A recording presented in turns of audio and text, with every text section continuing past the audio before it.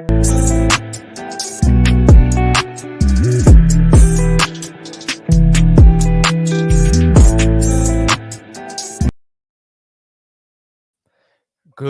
evening, everyone. Merry Christmas Eve. How are you all doing this morning? It is good to see 200 of you spending your Christmas Eve with you. Let's boost that. Let's get more people spending their Christmas Eve. Hey, a lot of people don't even celebrate these holidays. So it's great that you are celebrating or not celebrating here with me this evening. You're tuning into another live stream with the Left Lens. I have these headphones on. I can actually take them off for now. I don't even know. I think we might listen to the Duran in a bit to get to warm up a bit to do one story. But this stream is really dedicated to all of you. And so, this is the last stream for the year, actually. So in this last stream for the year, let's boost it. Let's like the stream. That's how you get more people spending this holiday period right here. Can you give me a sound check as well? Let's get that out of the way. Let me check out the chat right now. Please do give me a sound check. How do I sound? All right, Big Teal, thanks so much for that. I wanted to ask also, Desert Mantis, would you be willing to be a moderator as well? I don't see where here, but I do need more moderators. Please let me know in the chat, and I will make you a moderator as well if that is something you're interested in, because I know that you're often here. And so, okay, people are saying I sound good. Okay, Desert Mantis said sure to being a moderator. Where would you want to also be a moderator for this channel? No pressure if you do not, but I know Loa and Big Teal, they do a lot here, and I think for some of the bigger streams, they could use the help. So let me know. All right. So Ware said yes. Thanks so much. All right, I'm going to make you a moderator right now. So that should all be done. All right. Thank you to all the lovely moderators. Thank you to everyone in the chat. Keep liking the stream. That's how you boost it. Good evening. Merry Christmas. Thank you for the sound check. We have a packed stream today, and I'm definitely going to be on for at least an hour and 45 minutes, at least until 11 p.m. Eastern, because we got a lot to get through. I want to allow people to come in, but I do want to make this announcement quickly and often here on this stream tonight. So at around 10 p.m. Eastern time, I am going to be answering Patreon questions. I got 2 already in this book right here. 2 Patreon member questions. I have a plan. If you're a YouTube member and you have any questions you want answered, I'm going to leave the last hour or so of the stream to that, as well as super chats. So I'm going to prioritize those questions. Please do leave your super chats. Become a YouTube member, become a Patreon member, even better. That's the best way to support this work, to support independent media. There's no better gift to give than to support independent, anti-imperialist media right here at the Left Lens. And so I plan on answering your questions if you have them. So leave your super chats. YouTube members, ask your questions in the chat. And for Patreon members, I have 2 already that people either messaged me or commented on the post. But if you want to do that as well, Patreon members, make yourself known in the chat. I'll try to find you, but Rockfin as well, Rockfin community, if you're there, I see some of you all are watching. So Rockfin community, also leave a tip with a question, and I will get to it. All right, but keep liking the video. That's the second half, all right?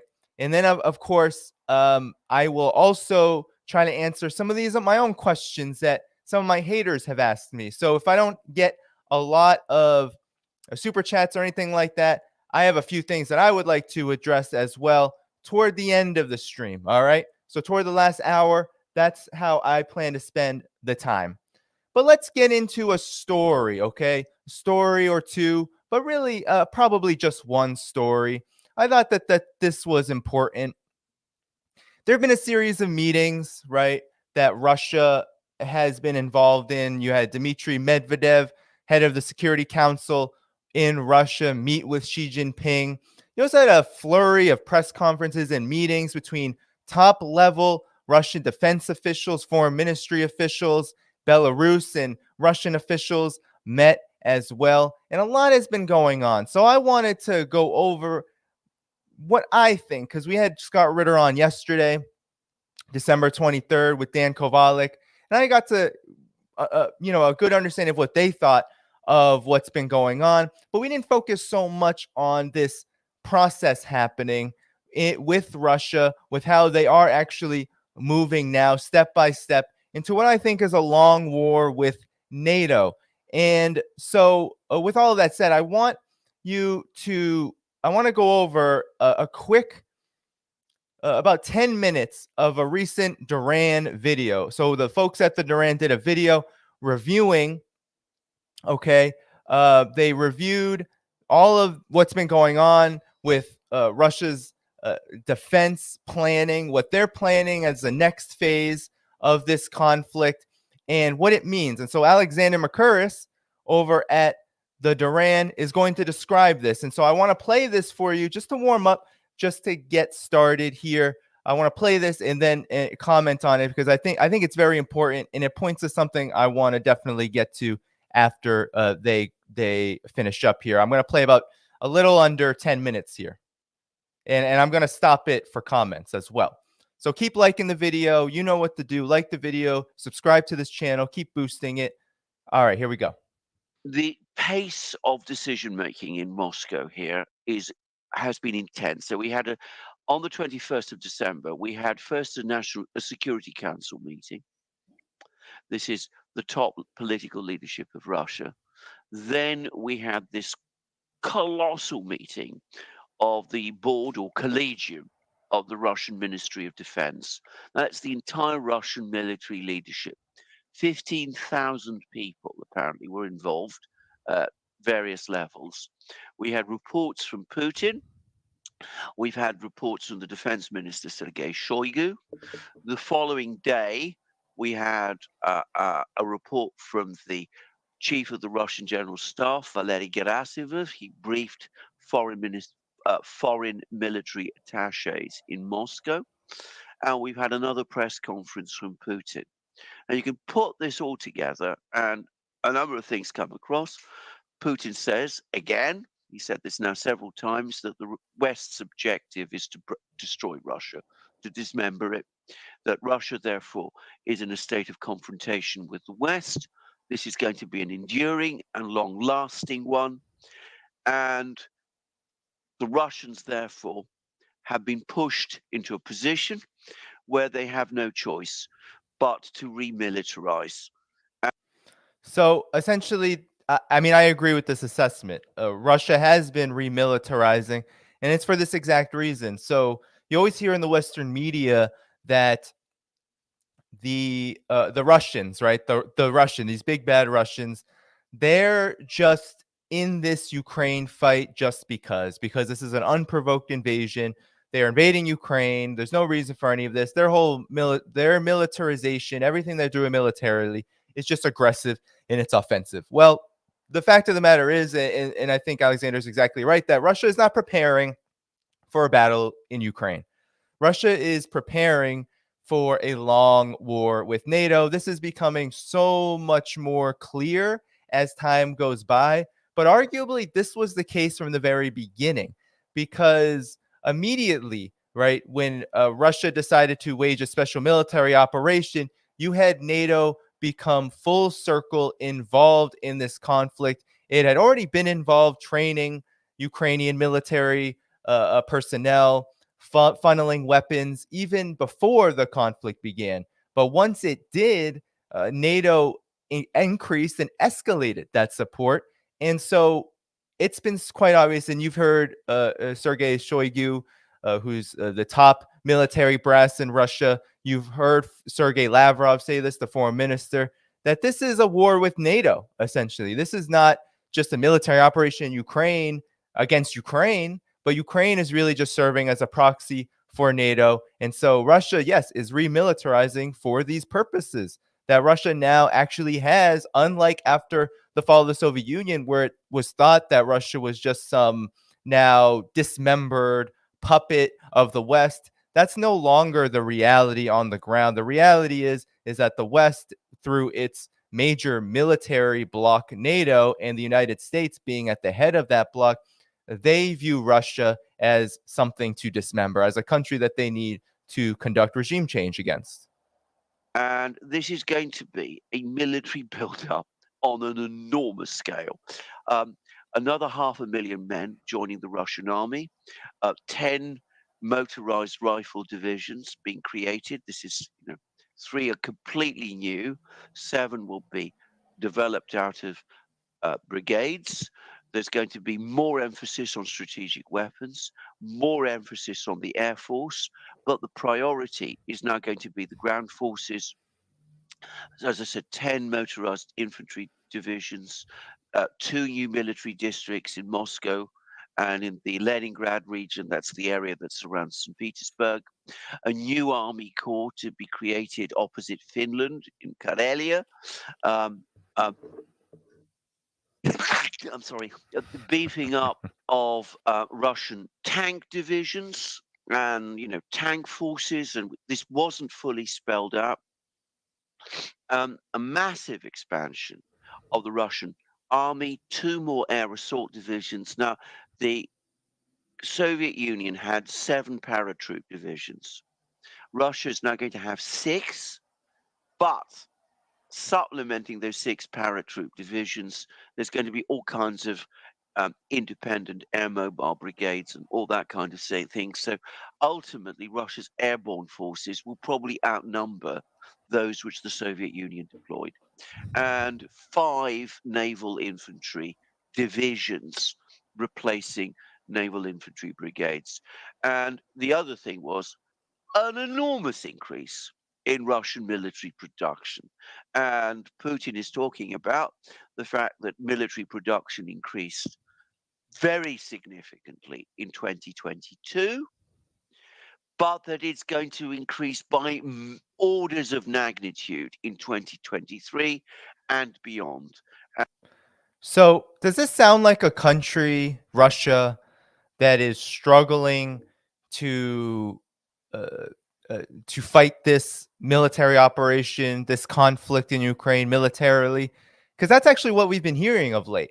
That Russia's in trouble. Russia can't produce the weapons that it needs. Russia, Russia, Russia. It's pure projection, because we've already covered on this channel that it's actually the United States and NATO that have incredible issues right now with its production lines. That militarily, they're kind of out. They're kind of out of weapons. They've run out. The well has run dry militarily because Ukraine has essentially blown all of it with just absolute incredible pace, like at an alarming rate. That's how these Western military experts, that's how the Pentagon describes it. So Russia seems like it's building up. You heard Alexander Mercouris there, to a point greater than the Soviet Union. And remember, during the Soviet era, during the Cold War, the first Cold War, there were real military threats that the Soviet Union was very concerned about, not least the fact that the so-called Marshall Plan, right, the establishment of NATO in 1949,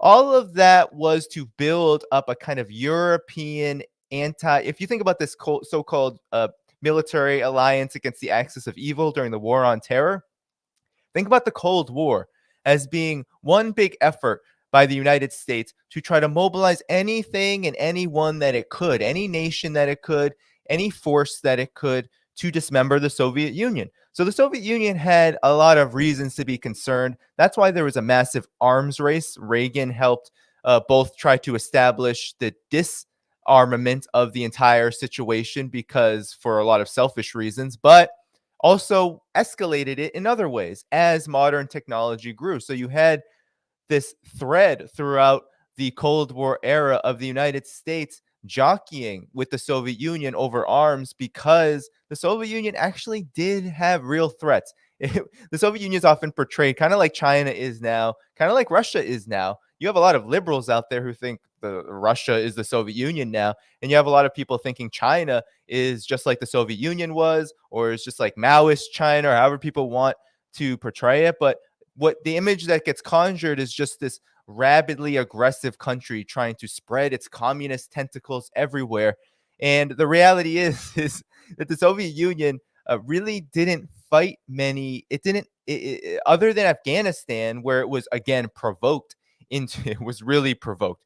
right? And Zbigniew Brzezinski admitted that, right, in a lot of his books. He said, and in interviews, he said that the United States gave the Soviet Union its Vietnam by provoking it into Afghanistan in the late 1970s, beginning in 1979 under Jimmy Carter, when the United States funded the Mujahideen. So the Soviet Union often was provoked into wars, often felt that it had to support, right, African liberation movements in Latin America, but more so African liberation movements. You also had the Soviet Union come in and try to and help support Vietnam, right, in the war of aggression there, led by the United States, Korea. So the Soviet Union often felt like it had to support other other efforts of war because there was wars of aggression going on, and the Soviet Union felt very threatened by that. That's why we had that nuclear buildup that occurred, because the Soviet Union was very well aware that the two A bombs, the two atomic bombs dropped on Hiroshima and Nagasaki in Japan in 1945,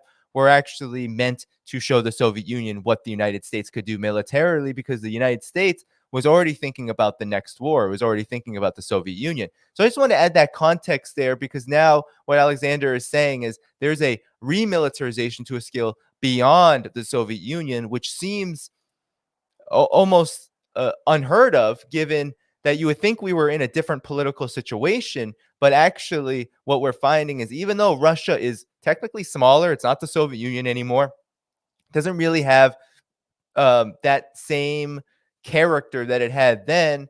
But because Russia is rising again, right, it might be a little smaller. It might not have the Soviet republics aligned with it in the same way, but it is rising. It is becoming more of a military power and economic power, and one that honestly doesn't follow U.S. diktats in a lot of ways. Now there is this big buildup by Russia because it feels threatened by NATO, by this NATO enlargement, this NATO encirclement. That's a word we don't hear often, NATO encirclement, but that's exactly what's happening. It's exactly what's happening in this region toward Russia. But let's continue. And he said, we have the financial resources to do it. Our economy is in good shape. We're fully capable of doing this. We don't need to do what the Soviet Union did, which is militarize our entire society and militarize our entire economy, because we have the resources, we have the factories, we have the scientists, we have the engineers, we have the laboratories, we have all of these things, and we have the production facilities going as well. So the West is now in an arms race in Europe. It's going to face a Russian military juggernaut, which is heading its direction, because that's be absolutely clear what's coming, and it's going to squash Ukraine in its path. I mean, now that's an assessment. It's going to squash Ukraine in its path. And we have a little bit more to go, about a couple more minutes. But I just want to stop it there, because that also, we don't hear that as well. We are hearing now that Russia is going to lose. Russia is losing. You have this big coronation of Zelensky in Congress. You have the Western mainstream media constantly propagandize about how bad Russia is doing, and that it's only a matter of time before Russia falls. But if you read closely in the Western corporate media, if you read closely, you see that actually the opposite is true, and they even admit it. The Pentagon is admitting it. They all know that this is a war of attrition. This is a war that will continue to go on and on and on for as long as NATO is willing, as long as the United States is willing to throw all of its marbles at it, to throw everything it has at it. Sure, it can continue, but it's not going to it's not going to eliminate Russia. It's not going to lead to regime change for Russia. It won't. It won't. I mean, that's not going to happen here. And so really the purpose of the Ukraine proxy war has already been rejected. They've already lost, essentially. NATO has already lost, the United States has already lost. It's just a matter of how much losses they are willing to incur globally, whether it's the economic losses, whether it's fighting to the last Ukrainian, right? It's just a matter of time. But all we hear in the Western corporate media is that no, actually, Russia is the one that's losing. And the truth is, of course, far different. That is a reversal of the truth. That's what we would call a lie. So let's continue. Let's end this. Right. Yeah. So there's going to be a war between NATO and Russia. That's pretty Well, much what's going to happen. well, this is Maybe this is after what Ukraine. Who yeah knows how long after Ukraine? But I mean, well, there is no other option. yeah. Either NATO dissolves and the European Union breaks up, or there's a conflict. And the reason that Russia is building up their forces around Moscow and St. Petersburg is obvious. I mean, St. Petersburg, they're preventing what could be a threat from Finland. That's obvious, and then all of these states over there in Moscow, the same. I mean, that would be the only reason to do all these things. No, I mean But NATO. There is no other course for NATO. That's my point. There is no other course for NATO well, because what is if NATO stops in Ukraine, then there is no need for NATO. So NATO has to continue to push towards Russia. Where else is it going to push towards? Latin well, America, yeah. towards the Pacific? It's so funny because Alex laughs there. He's like, where else? Latin America or the Pacific? And actually, there are these NATO sociopaths, these antisocial personalities, these absolutely bloodthirsty warmongers inside of NATO. Really, they're US imperial operatives, of course, that actually do think like this. So Alex is laughing because it is absurd, right? NATO is supposed to be stationed in the so-called North Atlantic, Europe, right? The US, right? This kind of North Atlantic alliance. And it's looking actually toward the Pacific, right? Because this June, what did NATO do? It said, well, we're going to meet in our summit, NATO summit, and we're going to talk about how we want to include China as a malicious actor that now NATO has to become more involved in containing, right? Literally just spewing the being a mouthpiece and spewing the bile of the Biden administration and of the U.S. geopolitical imperial policy of trying to contain China. That's what is happening. And so he's laughing. It's absurd. and it's true. Everything he said here is true. Yes, there is this is really that existential. If NATO doesn't continue to expand into Ukraine, absorb Ukraine, admit Ukraine at some point, maybe at some point in the future, where else is it going to go? NATO has basically expanded to the point, right, over the last 30 years to the point where it really doesn't have much. There's no other options here. And Russia has not been weakened by this. Actually, it could be argued that the more NATO encircles Russia, the stronger Russia's political legitimacy becomes. The stronger that Vladimir Putin becomes, the stronger that the United Russia Party becomes. And why? Well, think about what happened in Syria. Syria was invaded by a consortium of imperialist countries led by the United States starting in 2011. What happened to Syria's leadership, the Ba'ath Party and Bashar al-Assad?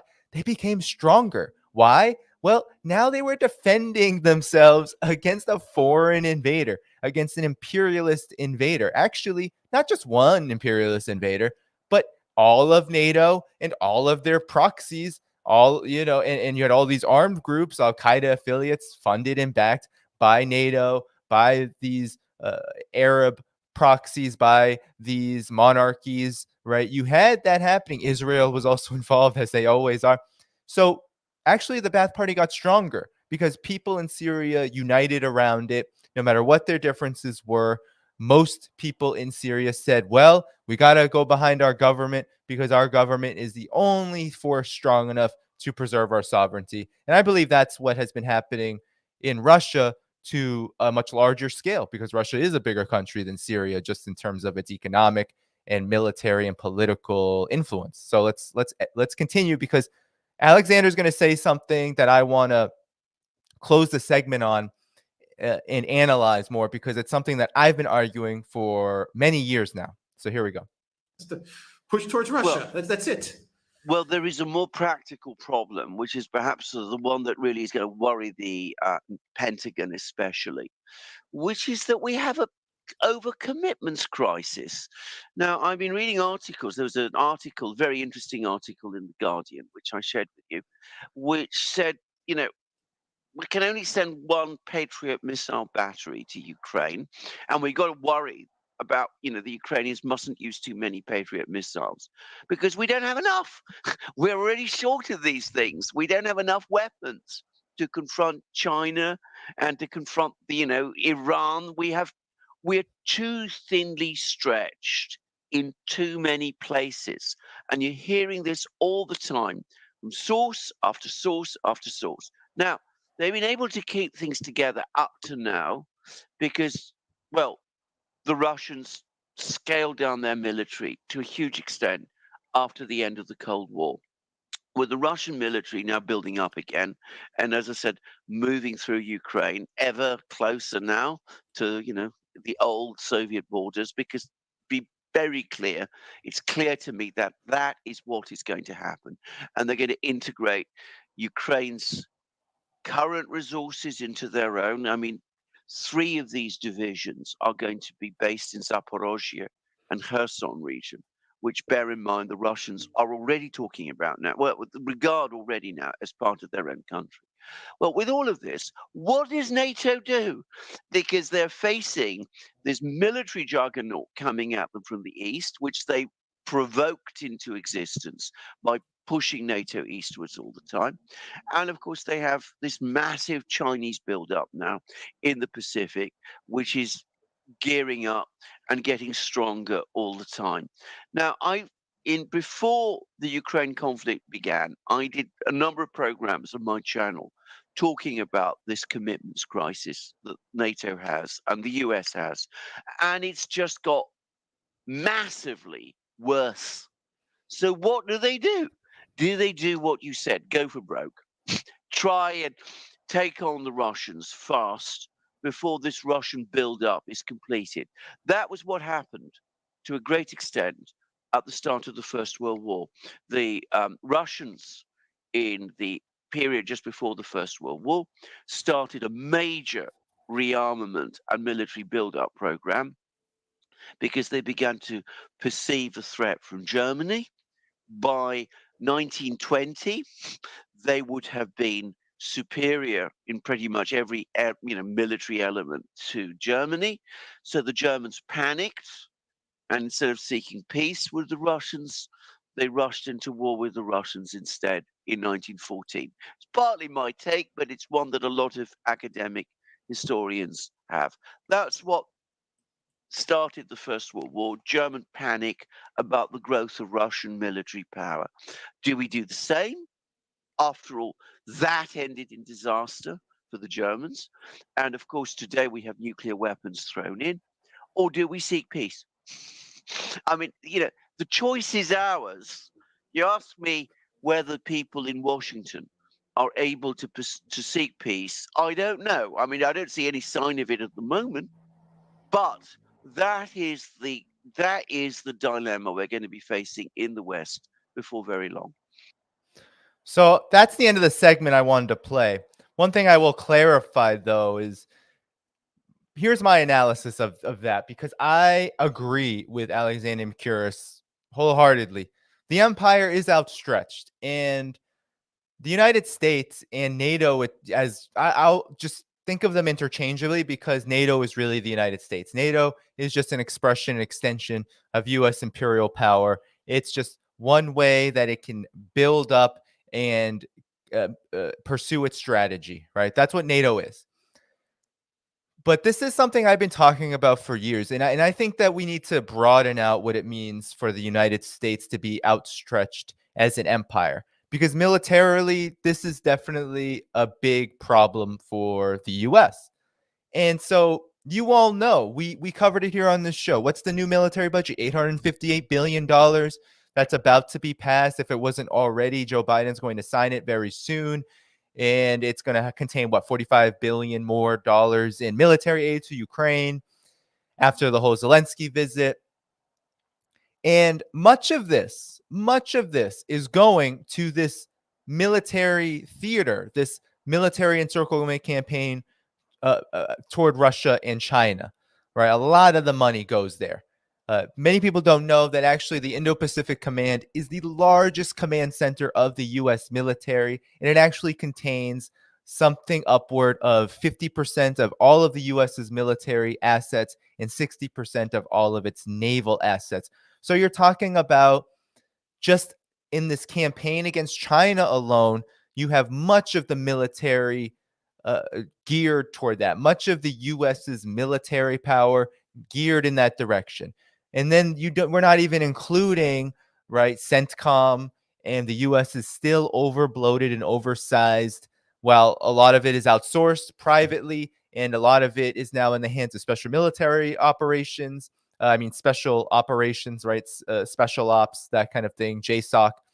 This No, regardless of that, you still have a pretty sizable, right? You have the U.S. military occupying a third of all of Syria, so you do have a sizable military portion there. Then you have Africa. You have the United States trying to expand into the African continent. The U.S. Africa Command now, I think, is in all but 2 countries, with logistical operations, military operations happening there. I think there are military bases in somewhere between 20 to 30 African countries now. You have just an extremely large military footprint by the United States. And now you have one single country, one singular country, one of the poorest in Europe, that was a former Soviet republic. Its nation statehood is about 30 years old. You have this single country, this single puppet regime. Literally, the only reason this government exists and is acting the way it does is because of a U.S. sponsored coup. Now that puppet regime is asking for more military equipment than what exists in all of NATO's stockpiles altogether, right? Ukraine has blown through that, and the United States is like, hold on a minute, we cannot give you more than what you've already received. We can only give you more of what we have, and you can't get more of what we don't have. That's basically been the conversation lately. Even Joe Biden said it to Zelensky's face. Sorry, but NATO doesn't want World War III, so we're not going to give you more than what we've promised you already. So this is how unhinged this situation has become. And I would just add one thing, that you do have China. Alexander Mercouris said China is building up its military, and that's not untrue. China is doing that. And why? Because China is being encircled in a very similar way to Russia. But we have to be very clear that just like Russia, China is doing so because it feels also provoked, and it wants to prevent, right? It wants to prevent conflict. It wants to deter conflict. You remember what happened when Nancy Pelosi visited Taiwan. Everyone wanted Pelosi to be downed, or for her to be arrested, to be taken under custody, all of this, have her plane redirected. There's a lot of people who wanted that everywhere, including in China. But nonetheless, China took the measured approach, the rational approach, and said, we don't want a direct military confrontation with the United States. We don't at all. And if we can avoid it, we're going to avoid it. So what did they do?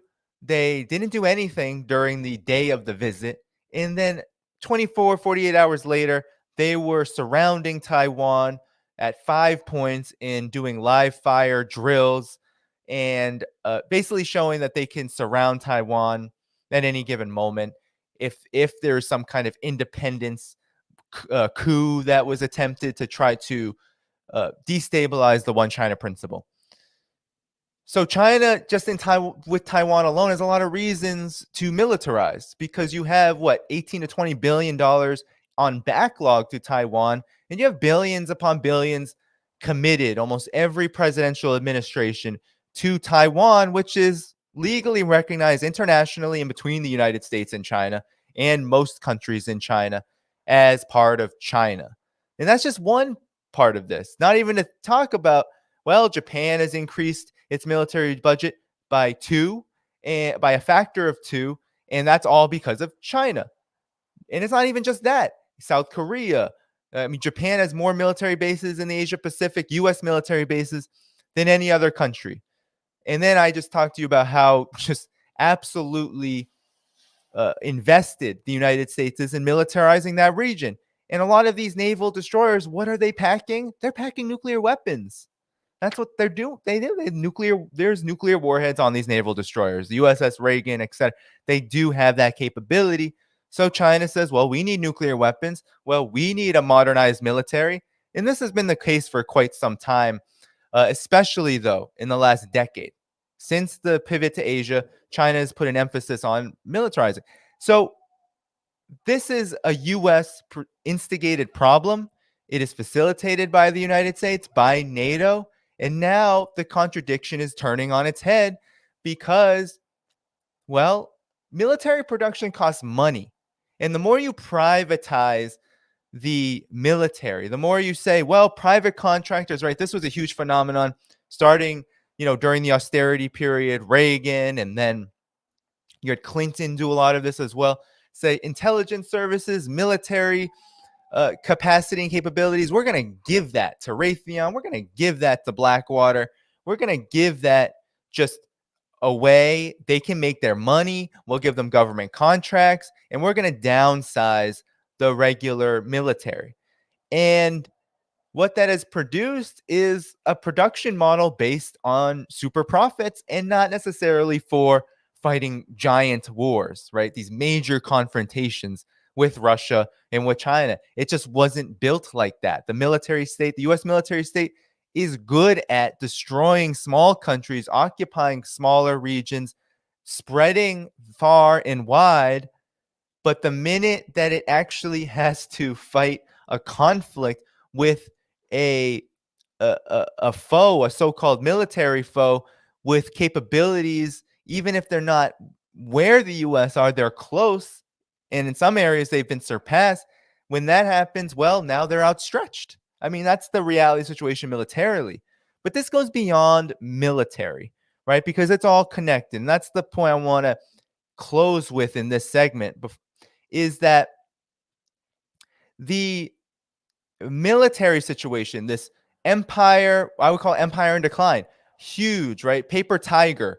It has all of these military bases, all of these nuclear weapons, all of this deadly weaponry, drones, etc., that can destroy lives, destroy entire countries, conduct regime change. Now it's met its match with Russia and with China. And honestly, if the United States went to a war with a country like Iran, well, do you think it would stand a chance given what happened in Syria? You do have a different set of global relations. The world situation is just different. The United States just can't do what it wants anymore. And this also includes the economic realm, because there's one thing that we don't talk about enough, and that is that the U.S. economy is actually shrinking as a share of global GDP. It is shrinking, it is contracting, and it is getting smaller. And you say, why is that? Why is it getting smaller? The United States has this trillions of dollars of GDP, right? You think that's a massive economy. Well, what has happened in the last several generations is that the reliance upon war has been not just an absolute boon for the military-industrial complex, but an absolute necessity for the finance capitalists. Finance capital, monopoly capital has seen the light immediately, right? Even in the 1970s, they were talking about this. We can only go so far. We can only bring down wages so far. We can only speed up production so far. Now we've got to not just spread our wings everywhere, which is what capital does anyway. It's always global. It's global since the era of colonialism. But during the Vietnam War period, and arguably just after that, it was recognized by a lot of these monopolists, a lot of these finance capitalists, that what would be required is a complete and utter domination of the supply chains, domination of global production, and the absolute destruction of any self-determination that nations around the world have tried to establish, socialist or otherwise, right? So anti-colonial movements, all of those independents, that had to be neo-colonized, that had to be strangled, that had to be destroyed, because what mattered was, one, that the U.S. and U.S. corporate monopoly and imperial capital had unfettered access to all of the natural resources anywhere in the world, and also had unfettered access to the low-wage labor anywhere in the world, and that it could dominate politically, and it could siphon off resources and suppress and press down wages in those countries. Well, guess what happens with capitalism? Guess what happens with monopoly capital? It all goes boom.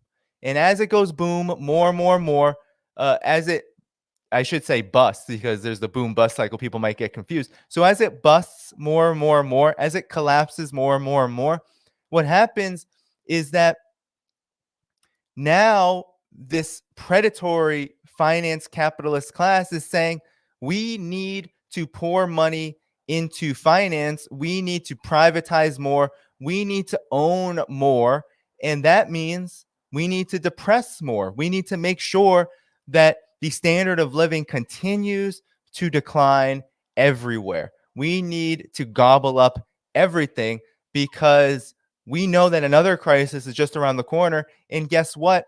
The lower that standard of living becomes around the world, the more pressure that there is on the real economy, the productive economy, to collapse again. Because what happens when you have billions of poor people that cannot absorb the fruits of labor? That's the key contradiction here. Well, you have economic crises, you have massive unemployment, and you have these boom bust cycles, and that has become permanent, right? And that has actually been a drag on profits. It's been a huge drag on US capital, on monopoly capital, on finance capital. Their influence and their hold over the world economy is shrinking. After World War II, the United States was 40 to 50% of all of the world's economy. It owned so much of it. Now it's shrinking and shrinking. It's under 25% now, and it's getting smaller. China is going to surpass it very soon in GDP terms, and is already bigger than the US economy in purchasing power parity terms, which is more, honestly, accurate given that you don't use RMB, you don't use US dollars in China, right? You use RMB. So that's another part of this outstretched empire, is that the more it siphons money into the military, the more that the real economy suffers, the more that production is redirected into militarization, and the more that other areas are starved. And the more that other areas are starved, the more likely there's going to be economic collapse. We're already seeing, kind of like since 2008, basically a permanent crisis, one where we don't actually get out of it. The profits of monopoly capital, finance capital, do recover to some degree, and sometimes they make more because of the way that the governments will subsidize them. The Western countries will subsidize them, but you still have this constant pressure on everybody else, this decline, this pressure downward, which only intensifies this contradiction more and more and more, to the point where there's going to be another, but it's already happening right now. And now Bloomberg and Wall Street Journal, they're saying, well, this could be a while. So this outstretched empire is not just militarily. It's true, the military situation is dire, but it includes the economic realm, where the reasons why these wars happen is because the US and its allies want more market share, they want more dominance, and they want to get rid of Russia and China, which stand as an impediment to their unfettered dominance. Now, this is also, causing the militaries of these countries, the Western military empire, this huge, right, invincible empire. It's no longer invincible. Just because you have a lot of weapons, a lot of technology, does not mean you're invincible. It could mean that you've done way too much in this area, and that actually you don't even have the capacity to use it in a way that's effective. And that's what's happening right now. This is just not effective, and this isn't going to be effective. And really, the United States and NATO has already lost in Ukraine, and they're going to lose in other places as well. I mean, they're never going to win against China. They're never going to win in that area. They're not going to win in the Middle East. They'll either keep it unstable, or, countries like Iran will continue to increase in their own influence and become the real leaders in that region. So I wanted to definitely just close on that, because it's so important to understand the connection here. All right, everyone. So that's the segment. All right. And we stayed under an hour here, and we got 730 people on the stream. Incredible. 18 on Rockfin. Welcome, everyone, on Rockfin. We have 488 likes, though. Let's get that up. Let's boost this, right? We got what? About 240 like difference here. Can we get 100 more? Can we get more people in here? Because I'm going to get now to the question and answer period. All right. And we got a good more than an hour. So let me see if there's any super chats. I did get one more Patreon subscriber to ask a question, which I really appreciate. So I got 3 from Patreon. Again, you know, the best gift you could give this holiday season is supporting independent media like the channel right here, The Left Lens. We cover geopolitics. I try to analyze geopolitics from a left perspective. And when I say left, I don't mean liberal. I don't mean Democrat. I don't mean neoliberal or neocon or whatever the left is considered. That word gets used so, I think it's so bastardized. But I'm talking about a real militant anti-imperialist left, one that reflects the traditions of real anti-war and real people-centered politics. Really, that's what I mean. All right, so no, I got one super chat. Is it a question? Overstretched, not outstretched. Sam says, all right, I'll take you on that. Okay. Let's see. All right, let's get to the Patreon questions then. All right, we got 682 viewers. Let's keep giving that bump going. So the reason why I'm also prioritizing super chats and prioritizing YouTube members, prioritizing Patreon members is because I said before, and this is one of the questions I will answer.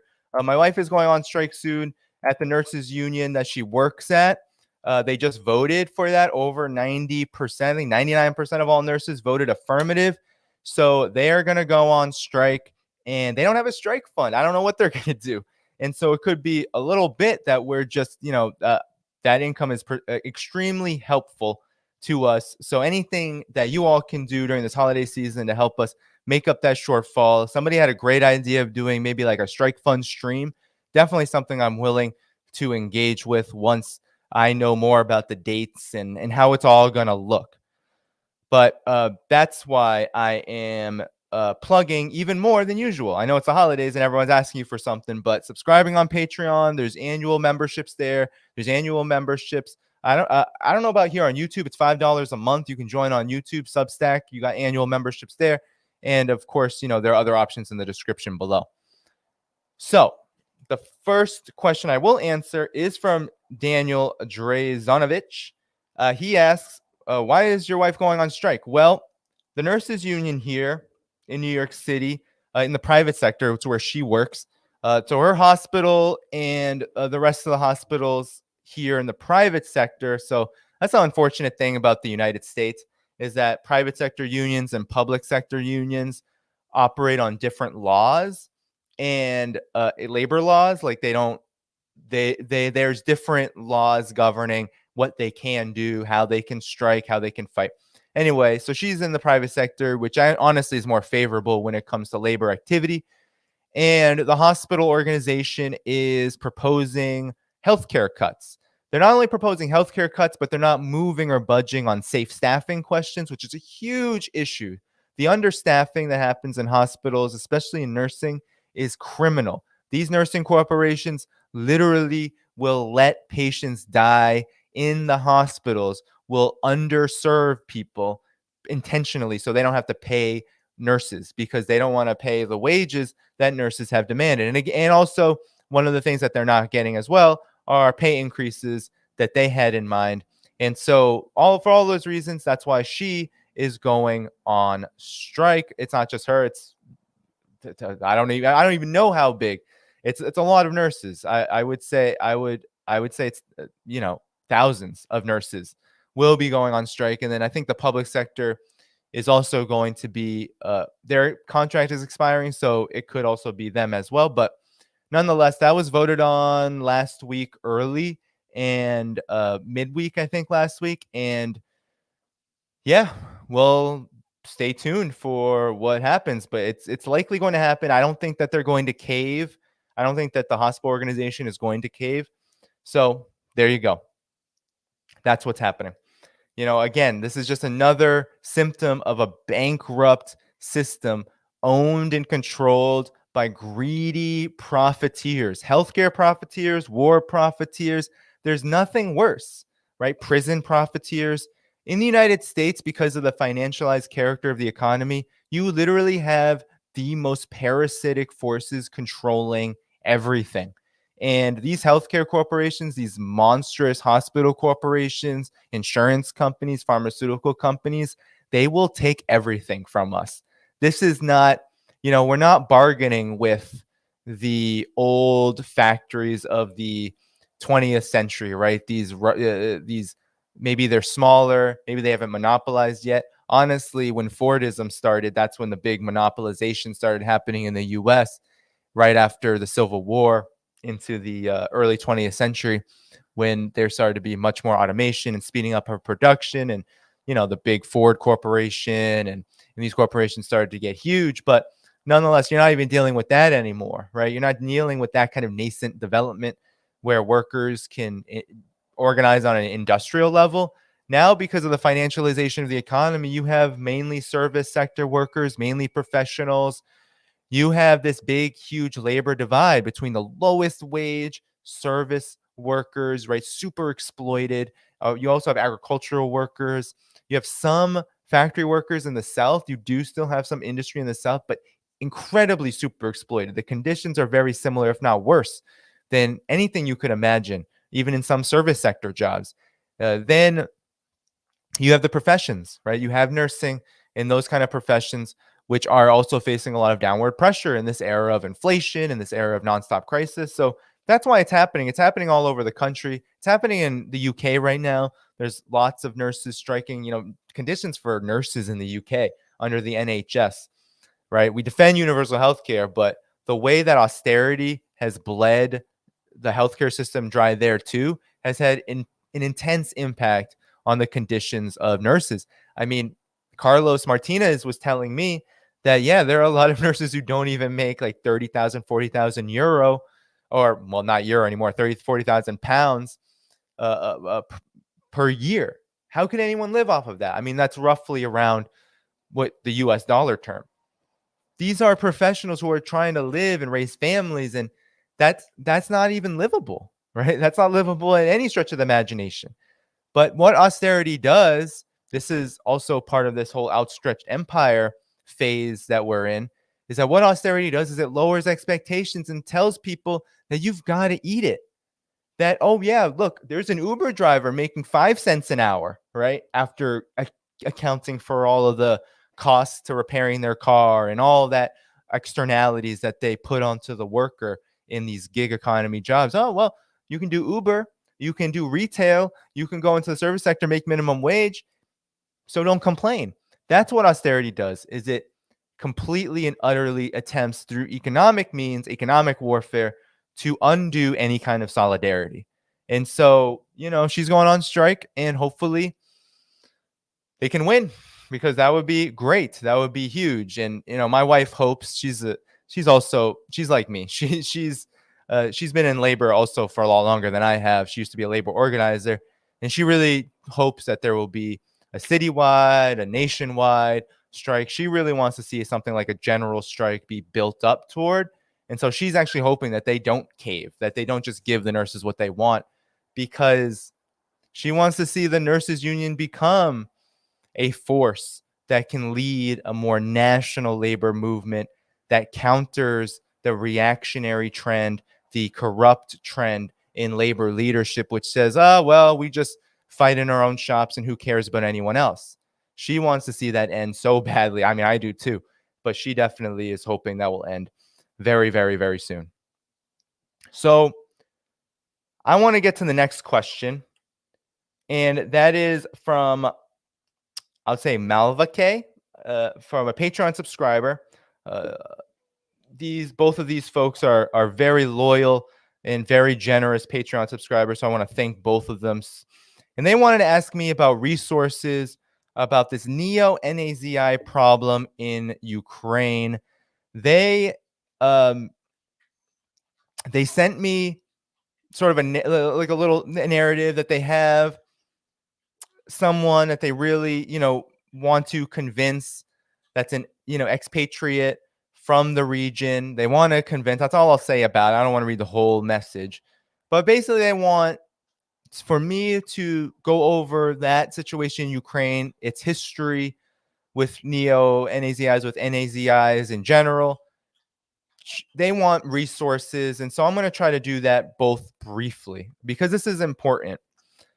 The United States and NATO, the Western media, they have whitewashed this problem that Ukraine has had for quite a long time.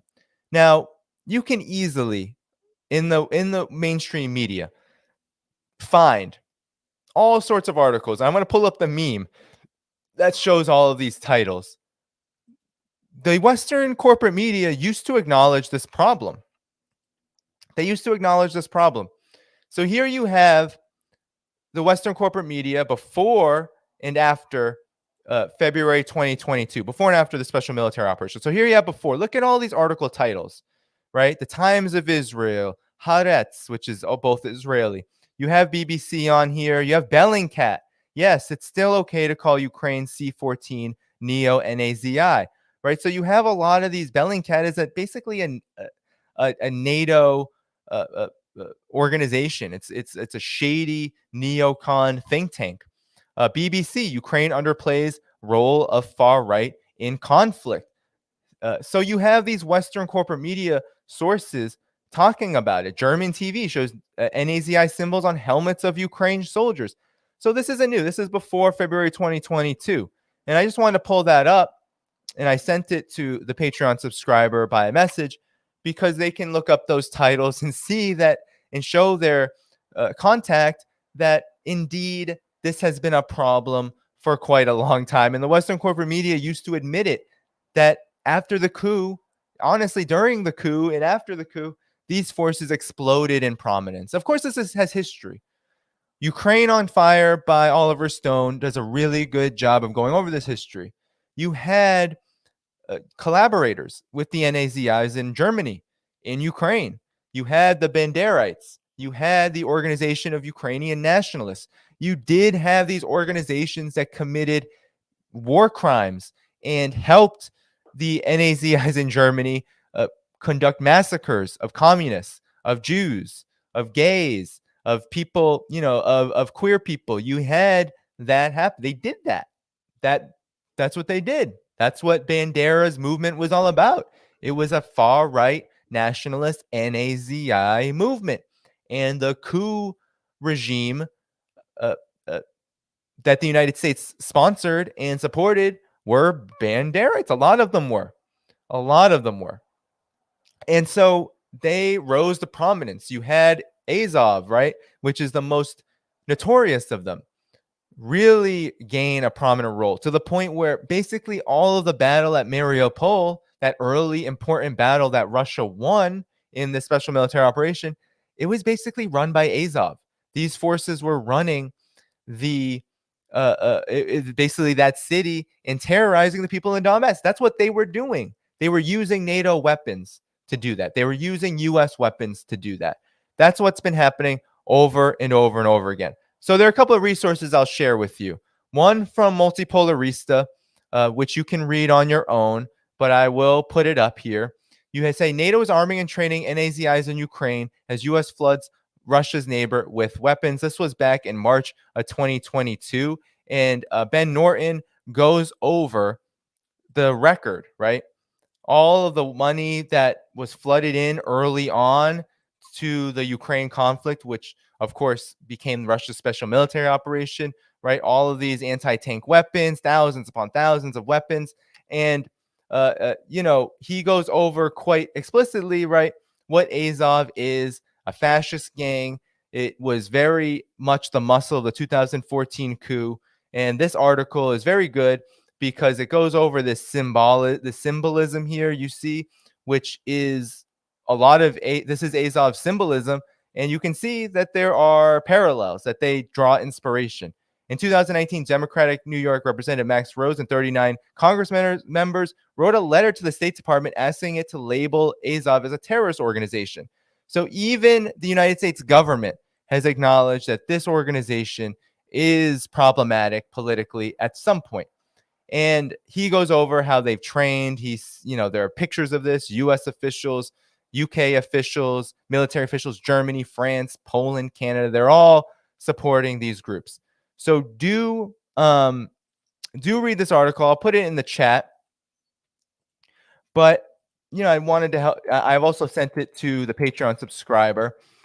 And yeah, you can find the meme too. I'll put the I know it's a meme. Oh, I think I actually it's no longer here. Oh no, here it is. So you want to this will help you all out with like the titles and everything. I couldn't even find my own tweet. Twitter is the worst right now. It's always been bad.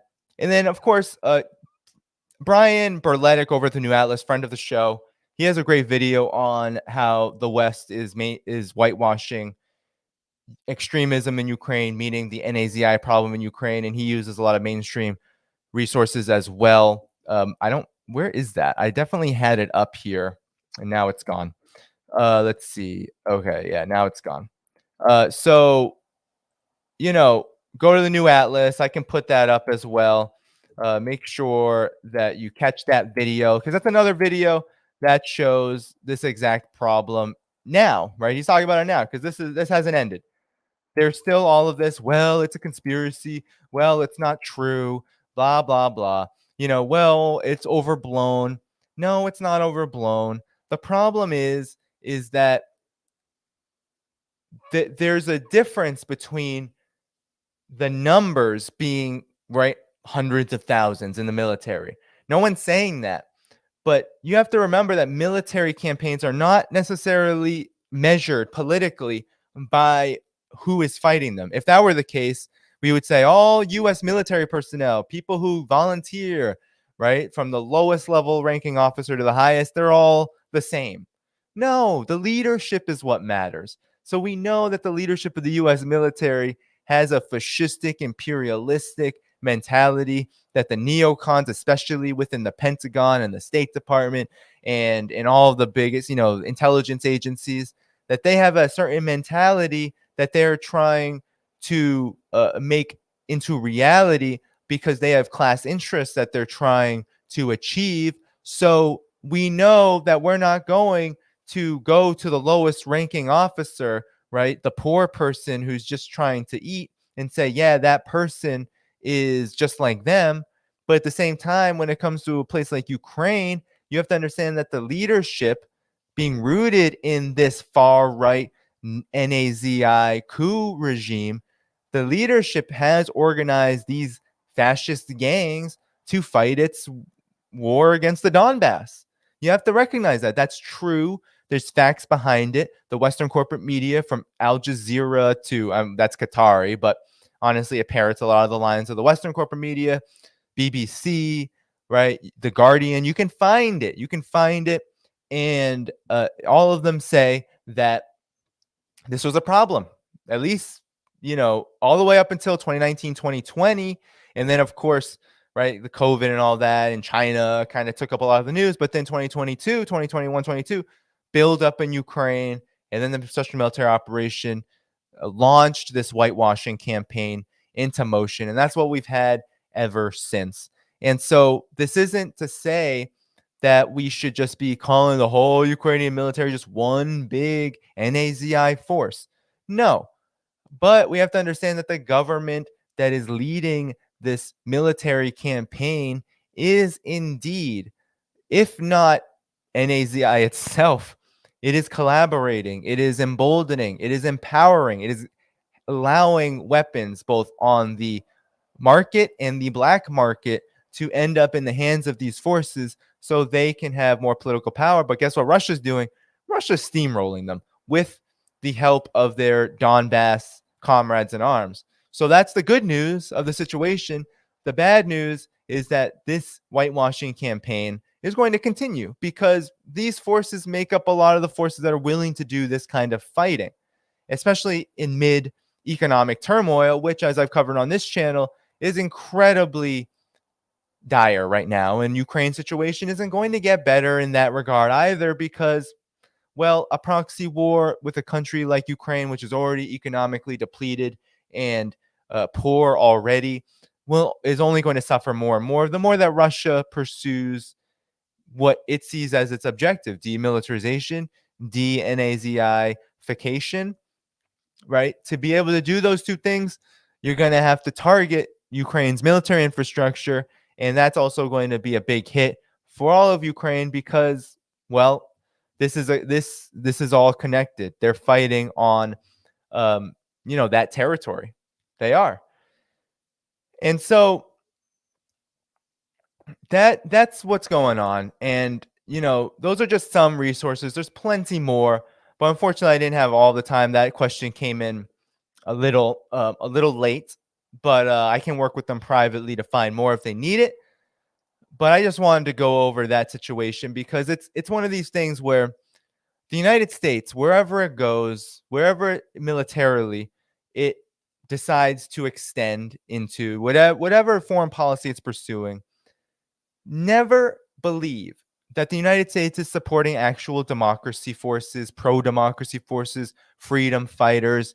You see a lot of this with China as well. So in Hong Kong, right, those forces were called pro-democracy.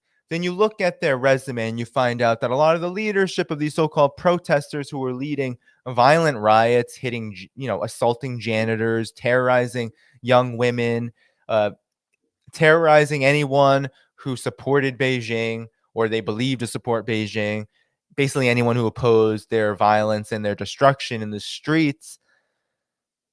We were told that they were freedom fighters. But then you look at Joshua Wong and you look at Jimmy Lai and you look at Martin Lee, right? All of these forces, they are NED, National Endowment for Democracy forces, or like Jimmy Lai, who recently has been incarcerated and he'll be probably in prison for quite some time. All these China watchers were like, oh, Jimmy Lai is such a hero. This guy is literally a racist, anti-mainland media tycoon who made billions, he was a billionaire who made his money basically promoting racist messages about the mainland. And this guy escaped so many taxes, didn't pay any taxes, was basically a corporate criminal. And these China watchers don't care. They think he's a freedom fighter. This guy's been a criminal for so long. And he also had a hand in supporting and funding the violent protesters, the violent rioters. He did. So these are the forces that are often are often described to us as heroes. The same goes in Syria. Who were the forces that were doing the fighting in Syria against Bashar al-Assad? Were they freedom fighters? No. They were al-Qaeda affiliates. They were al-Nusra. They were, ISIS. They were these forces that had either direct roots or indirect roots to U.S. foreign policy. And a lot of them were trained and funded by NATO, by the United States, by the allies of the United States in that region. The same goes for Libya in 2011. Were those ordinary Libyans killing, massacring Black Libyans in the town of Sirte? Was that the case? No. A lot of these forces were monarchists who were always opposed to Gaddafi because it was his movement that displaced the old monarchy in Libya, which made Libya one of the poorest countries in the world. And then Gaddafi's leadership helped bring it to be one of the most prosperous, the most prosperous African country. No, they were same Libyan Islamic fighting group. They were these same Al-Qaeda affiliate sources. They were the same kind of forces, reactionary, fascistic, anti-human. They were all about war. And that's what the United States supports. Look at any coup that the United States has supported. You won't find a militant force. And if there are some forces in the communist movement, in the leftist movement in these countries that support U.S. interventionism, well, guess what? Those forces are lying to you. They're not communists. They're not leftists. They are just tools of imperialism. Because there were it wasn't the Syrian Communist Party, but there have been cases where you will see communist parties and socialists in countries that the United States is waging war against take the side of the United States. And when you see that, just like you see it in the United States or the West, then you best believe that those forces are not what they say they are. They are acting as operatives of the U.S. military regime, of the U.S. military state. And for me, that's what they are. So we also have to have this critical thinking mind that it's not just that Ukraine is an NAZI problem. Yes, that's historically true. That's something that's been a long-standing problem. It was all, World War II was a lot of it was about the Soviet Union and how the fascist movement wanted to destroy it. And so, yes, Ukraine was a big battleground in that regard. But it's also the fact that the United States, since it's been the hegemon, has never supported a progressive force in the world, and it will never do that. A genuine progressive force fighting for the betterment of people. Don't say Kurds in Syria, don't, because there's a big division among Kurdish people ordinarily, who are just people and these so-called Syrian democratic forces and the YPG and these forces, which to me, I think have a lot of corrupted elements, and that they would fight for the United States in this proxy war, and that proxy war at any given moment was always questionable, right? If you see that, then you should question. You should say, why would any force hitch their wagon to the United States if they call themselves progressive? Well, it's because they're not. Simple as that. They're not. So the last question I have before I get into my own thoughts on things is from Anti-Mogul C, Patreon subscriber. Thank you so much to all the Patreon subscribers who have submitted questions today. How did I develop politically? This will actually get into, and I really love this question. I've answered maybe some version of it here on the stream before. The reason why I love this question is because, well, I think it's helpful to tell stories. I think it's helpful also to share resources, what's helped me understand things, where I've developed, how I've developed. And, because my identity, right? My identity in the media has changed a bit. I focus way more on geopolitics than I have before. Although this was always a central focus of mine since at least 2014. But it's become way more of a focus on YouTube because I feel like there's a big gap here, and I want to pour energy into something that's concrete to be able to broaden out that geopolitical analysis.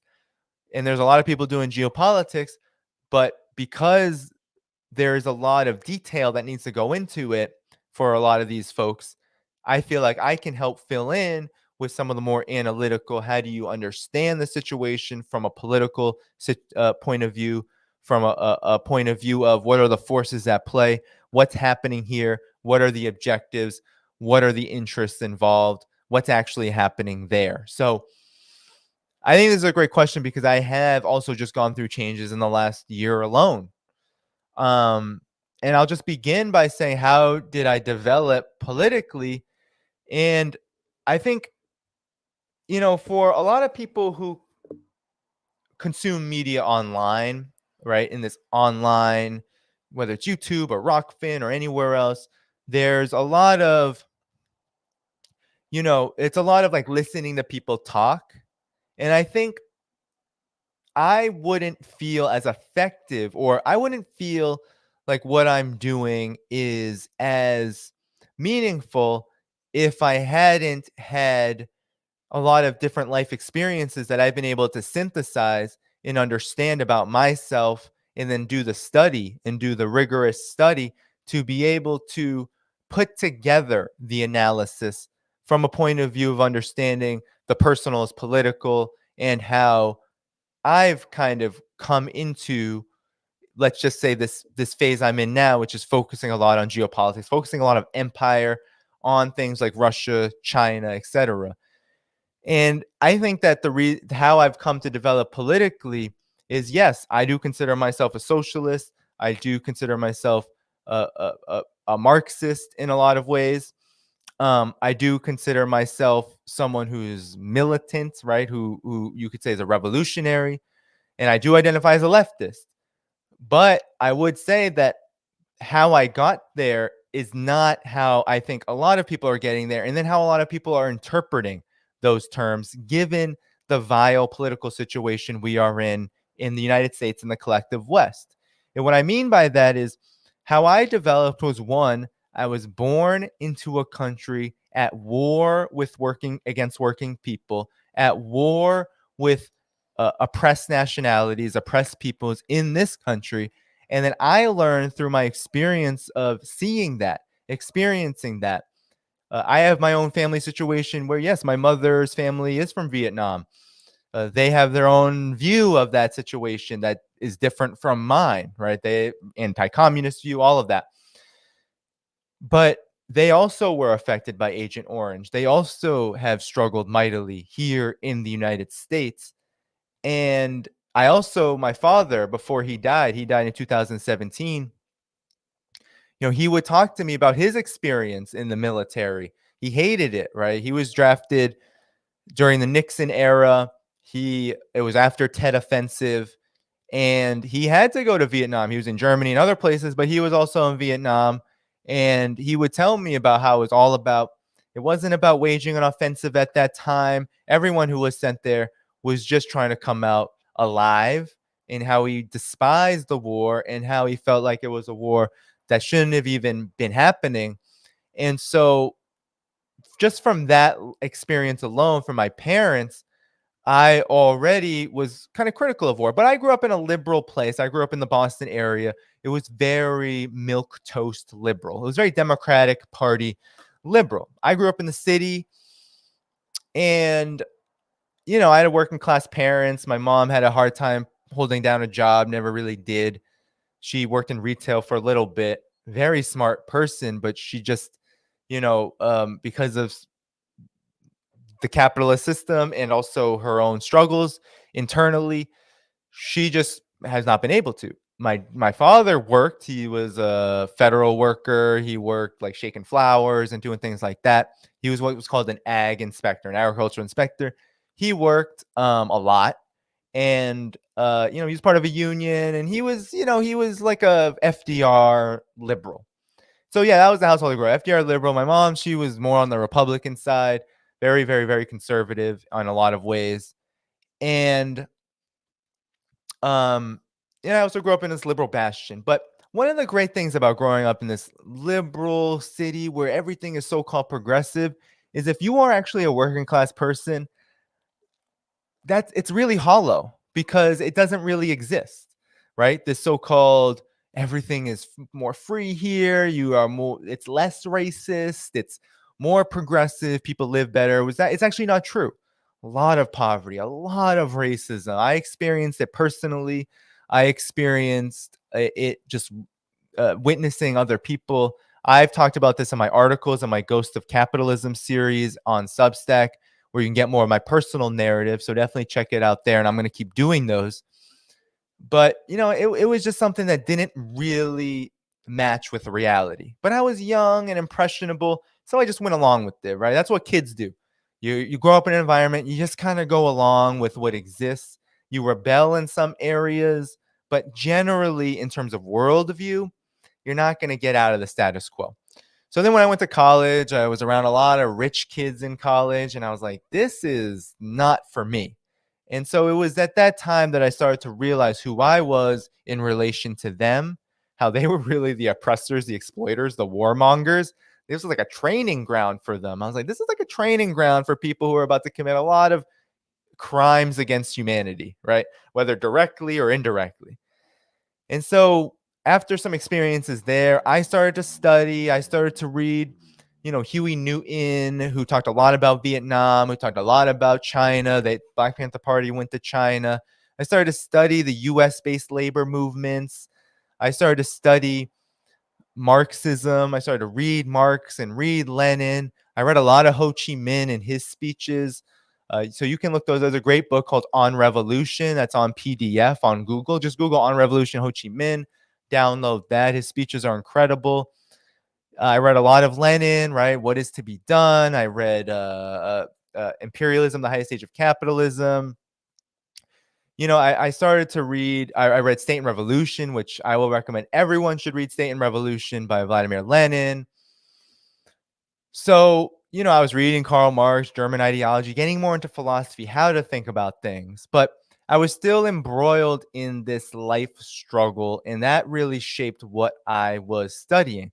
So during the tail end of college, it was the Obama era, and I was struggling a lot with that. So I was reading a lot of books about that, right?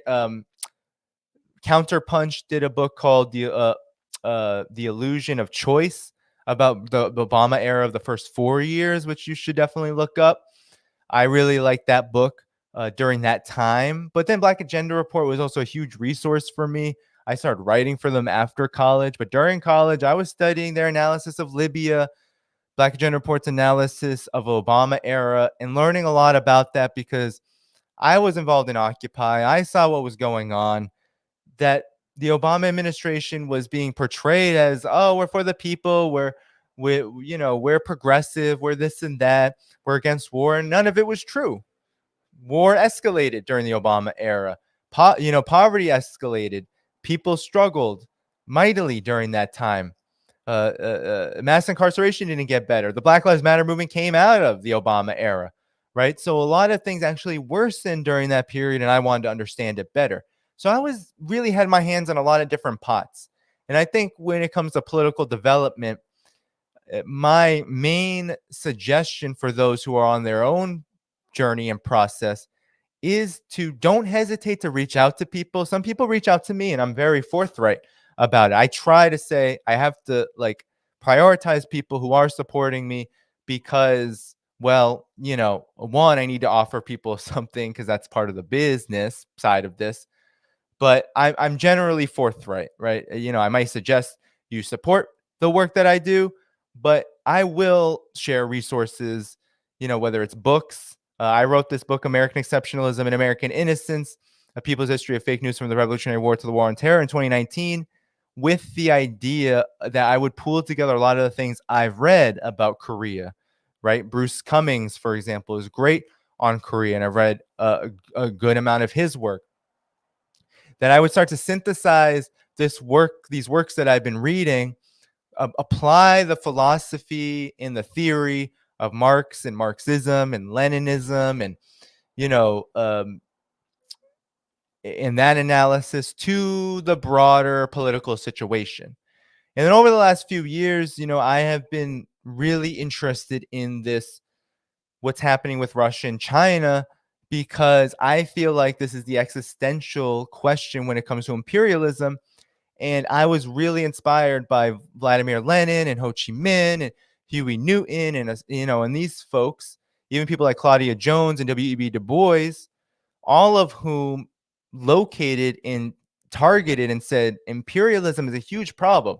U.S. warmongering is a huge problem that we need to understand, analyze, to explain, and to ultimately and most importantly oppose and build movements around and fight against and ultimately displace and replace, right? We need to replace that system with something better. And so that's, and then when this started happening with Russia and China, it was right around the tail end of the Obama period. It was the second half of it. It was the pivot to Asia, NATO encirclement, and it was happening in a flurry. And it felt like after Syria and Libya, which also were very inspiring to me, to see what was happening under the Obama period. And I studied that hard. There was a lot of good people traveling there, like Eva Bartlett. They were traveling to Syria, showing what was going on. Vanessa Beeley, and Glenn Ford also went to Syria as well, and Ajamu Baraka. And Libya, the same thing happened, right? You had Cynthia McKinney and Glenn Ford, and they were going to Libya, Don Dabar, and showing, hey, look what's happening. And so I was getting a lot of inspiration from them and seeing that the propaganda wasn't true. And so when Russia and China, this new Cold War started to build, I was like, no, this is really dangerous because this has nuclear potential. And not only that, but I started to do some more research. And that's when I found the Duran, right? I found the Duran years ago. And it's funny because Duran said this when I was on their stream. They didn't always agree with me. And I was the same. I was like, I don't always agree with everything that Duran believes in politically, but surely their analysis of what's happening with Russia is very much true and very, very important to me. And so I really appreciate their work in that regard. And Tony Cartolucci, now Brian Berletic, he was huge, right? In terms of my early development, I was reading his stuff all the time. his articles. He used to be more of a writer before YouTube streaming and YouTube videos really took off in this area. So they were honestly very influential. And so around 2019, 2020, during the Trump era, the beginnings of COVID, that's when China really became very prominent for me, because I went to China. There was all this propaganda about the Uyghurs and about Xinjiang and Hong Kong. And then I got invited. Cynthia McKinney did a delegation, and I was like, okay, I'll go. And I went, and it was incredible. It was an incredible experience. And I came back more hardened to want to build my media work into this struggle, really to place it in this struggle for peace on these major questions, which I feel are either ignored by too many in the collective West, especially the United States, or worse, distorted and lied about, even among people who call themselves the left. So then I started to do all sorts of studying about Russia, about China, really parsing Xi Jinping's speeches, trying to understand the Communist Party, reading its constitution, reading Chinese media, right? Really trying to understand the Chinese side of things. And going to China, I really got to see how the Chinese side of things matches a lot of China's national conditions, believe it or not. And that really spoke to me. And the same goes for Russia when it comes to understanding what's going on with them. So I think what I try to do in my political development now is I'm trying to be a model for what it would mean to truly be in solidarity with nations around the world in terms of media work, in analysis, especially what it means to be an analyst that can express and reflect what it means to treat these matters and issues as they should be, as issues of war that require real understanding, real cooperation, and real transformation around even just the mindset, right? The mindset that we can't read what China and Russia says. We can't think that what they're saying is true. Everything has to be a lie, just like the United States. No, I'm here to say, actually, it's a lot more. It's not only is it more complicated than that, but in some ways it could be a lot more simple than that. I get a lot of jokes. Oh, you're agent of CCP. You're a Putin apologist. But we just have to look at the facts. We have to ignore those naysayers, those obvious trolls, and understand. And my political development has been building media work now, mostly through YouTube, and also my articles that reflects this necessary adjustment, this necessary transformation. So any studying that can be done in that regard, parsing through the speeches, through the new works, understanding the Chinese side, understanding the Russian side, understanding the Iranian side, understanding what they're saying, studying what they're saying and doing, and then trying to match it with what others are saying, and then come out with the closest to the reality that we can get to, right? Because we are pursuing objectivity, but without being foolish in thinking that our analysis doesn't have politics to it. Our analysis is always going to have politics to it. It's about taking your stand. And so for me, learning about this Cold War, this new Cold War building up toward Russia and China, has been incredibly influential in what I do now, because in my opinion, it extends everywhere. It extends to the African continent. It extends to Latin America. It's related. It's all related. It's all about U.S. imperial decline.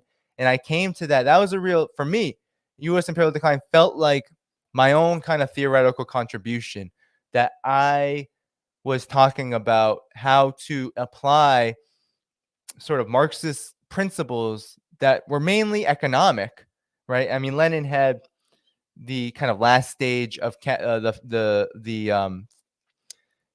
highest form of capitalism, the highest stage of capitalism was imperialism.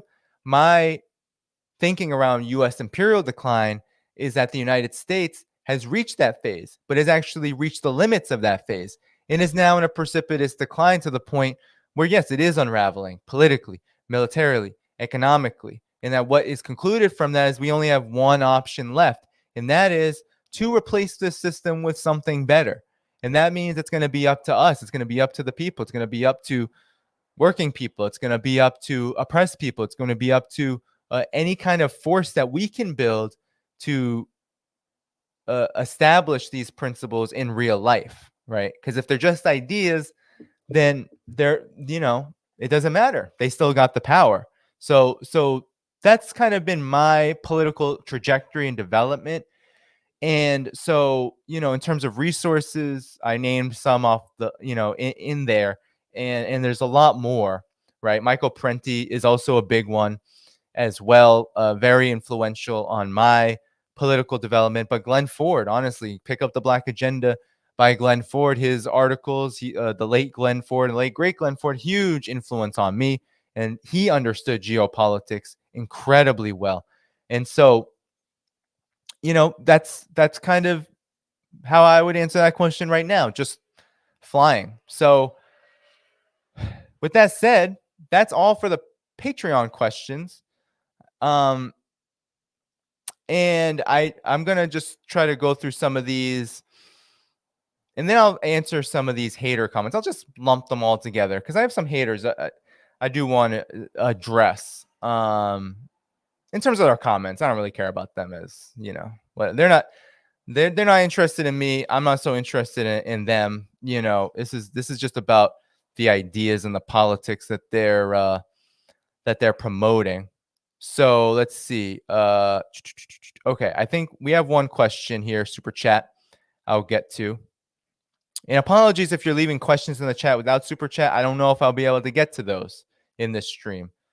So here we go. Do you think defunding U.S. education helped revive Marxism due to a lack of childhood propaganda like civics to indoctrinate everyone into capitalism? That's very interesting. Here's what I'll say to this question. And let's see if Rockfin, before I get to the question, is there any tips on Rockfin? Oh, there are tips on Rockfin. Let's see if there's any questions there. No. Thank you for the tips, though, on Rockfin. Really appreciate it. So this question is a good one. I would say it's a factor, but it's hard because I don't have kids. I mean, I've interacted with some children, but not so directly. I mean, I think it's complicated because I've definitely spoken to parents and stuff, and they still are very angry at the level of education that they're receiving.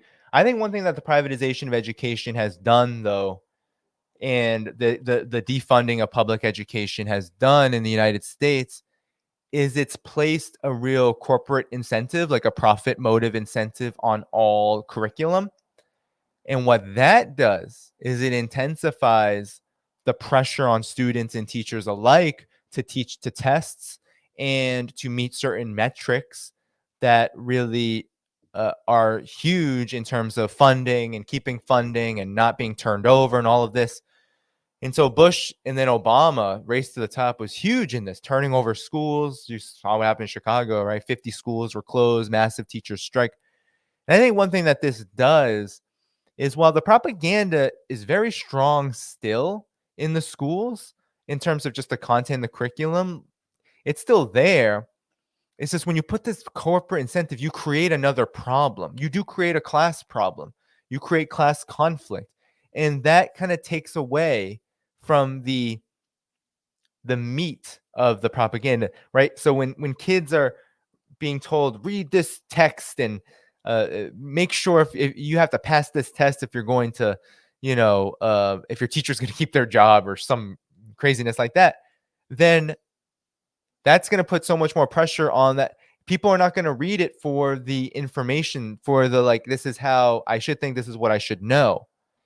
Now, there's also another aspect to this that I think is interesting, in that what the corporatization of education in the United States has done too is it shifted away from things like history, social studies, right? Any kind of subject that doesn't have to do with science and math and that kind of thing has been marginalized, right? The STEM curriculum, that's been marginalized to the point where it barely exists, especially in poorer districts. So art, forget about it, right? So the information dissemination also becomes more threadbare as well. But I also think that the privatization of education and these new pressures, right, this intensification of really eliminating public education also has come with intensifying poverty, deprivation economically, lower wages, stagnating wages. The overall material reality for people has changed a lot. So I write in my book on American exceptionalism that the reason why we wrote the book was not because this ideology is so influential that we need to debunk it. That's part of it. That was one part of it. Yes, it is still very influential and in very problematic areas, mainly coming from the top. And even people who call ourselves our friends are spewing American exceptionalist propaganda, right? AOC, Bernie Sanders, they're always doing it. So people like that, even in our movements, they're doing it. So, yeah, that was one part. But another is that the material reality on the ground for working people, oppressed people, points to a rupture in the legitimacy of this kind of ideology and of this propaganda you speak of in the education system. It is very difficult to convince young Black people in America right now that the United States is some like democratic country that's incredibly civilized, quote unquote, and that is like the best country in the world. It's hard when you have 40% unemployment in places like Baltimore, when you have young Black men, right? The chance of being incarcerated is really high, police brutality. When you have that kind of level of joblessness, of poverty, of repression, it's hard to convince the average younger Black person in America that that's on the level. But now, this has kind of been systematized in a lot of ways. The working class in the United States is declining in its living standards. That's just been happening over and over and over again. The recent number is that life expectancy in the United States went down in 2021 again below 77. So it had declined a lot. Now it's at like 76 something, in the 76 range, and it's fallen to China nearly by 2 years now, life expectancy, and that's 3 straight years of decline. The US life expectancy before COVID was 79, now it's about 76. So that points to a lot of things. That points to the working conditions, the living conditions are so terrible in the United States. People are so overworked. They're so stressed. Kids are so hungry. Adults are hungry. People are going cold. I mean, and this is now happening in Europe. There are people who don't have a place to live, hundreds of thousands. So when that material reality, right, just doesn't match up to the ideology, to the propaganda, it makes it hard to maintain its legitimacy. So while you can tell people, and maybe people will recite, yeah, America, we have pride in our countries. Maybe some people will, maybe some people won't. I don't think a lot of people would. I think the polls are very skewed. I think some people get asked to be in polls and some people don't. And so you can see this massive mistrust in the government, this massive mistrust in the economic situation. People are not impressed right now with how the United States is doing. And that's because the reality on the ground is very dire. Endless war and austerity is killing people. It's impoverishing people at a massive level to the point where basically half of the United States is either in or near poverty. And it's hard to maintain. So, yes, it's hard to maintain the legitimacy of American exceptionalism. So, yes, it has in part this assault on the people's conditions, on working people's conditions, has in part revived Marxism. People are studying it more. There's more conversation, right? People are saying, well, what's happening? Marx was right. That is happening. And I think some of it is due to what's happening in the education system, but I think a lot of it is due to what's happening overall. And the education system is both a hindrance and also helping to facilitate it as well. I think it's both sides, right? It's both things are happening at the same time. And there's also these bigger forces are in and around it that are shaping education policy in the United States, also helping a lot. But I will say, though, that the propaganda is still very strong in that what happens when you have masses of people in despair living in squalor, essentially, is that you have an accelerationism in reactionary politics. And so you don't, in the Democratic Party, Republican Party alike, they've doubled down on some of the most reactionary trends in bourgeois politics and ruling class politics, Russiagate, culture wars, anti-China propaganda, all that stuff. But then you also have the fact that, ordinary people just don't have the time to study. Working class people don't have the time all the time to study and to become professional revolutionaries. It's hard. So that means that people may be critical and may be distrustful, but how are they coming to understand the world?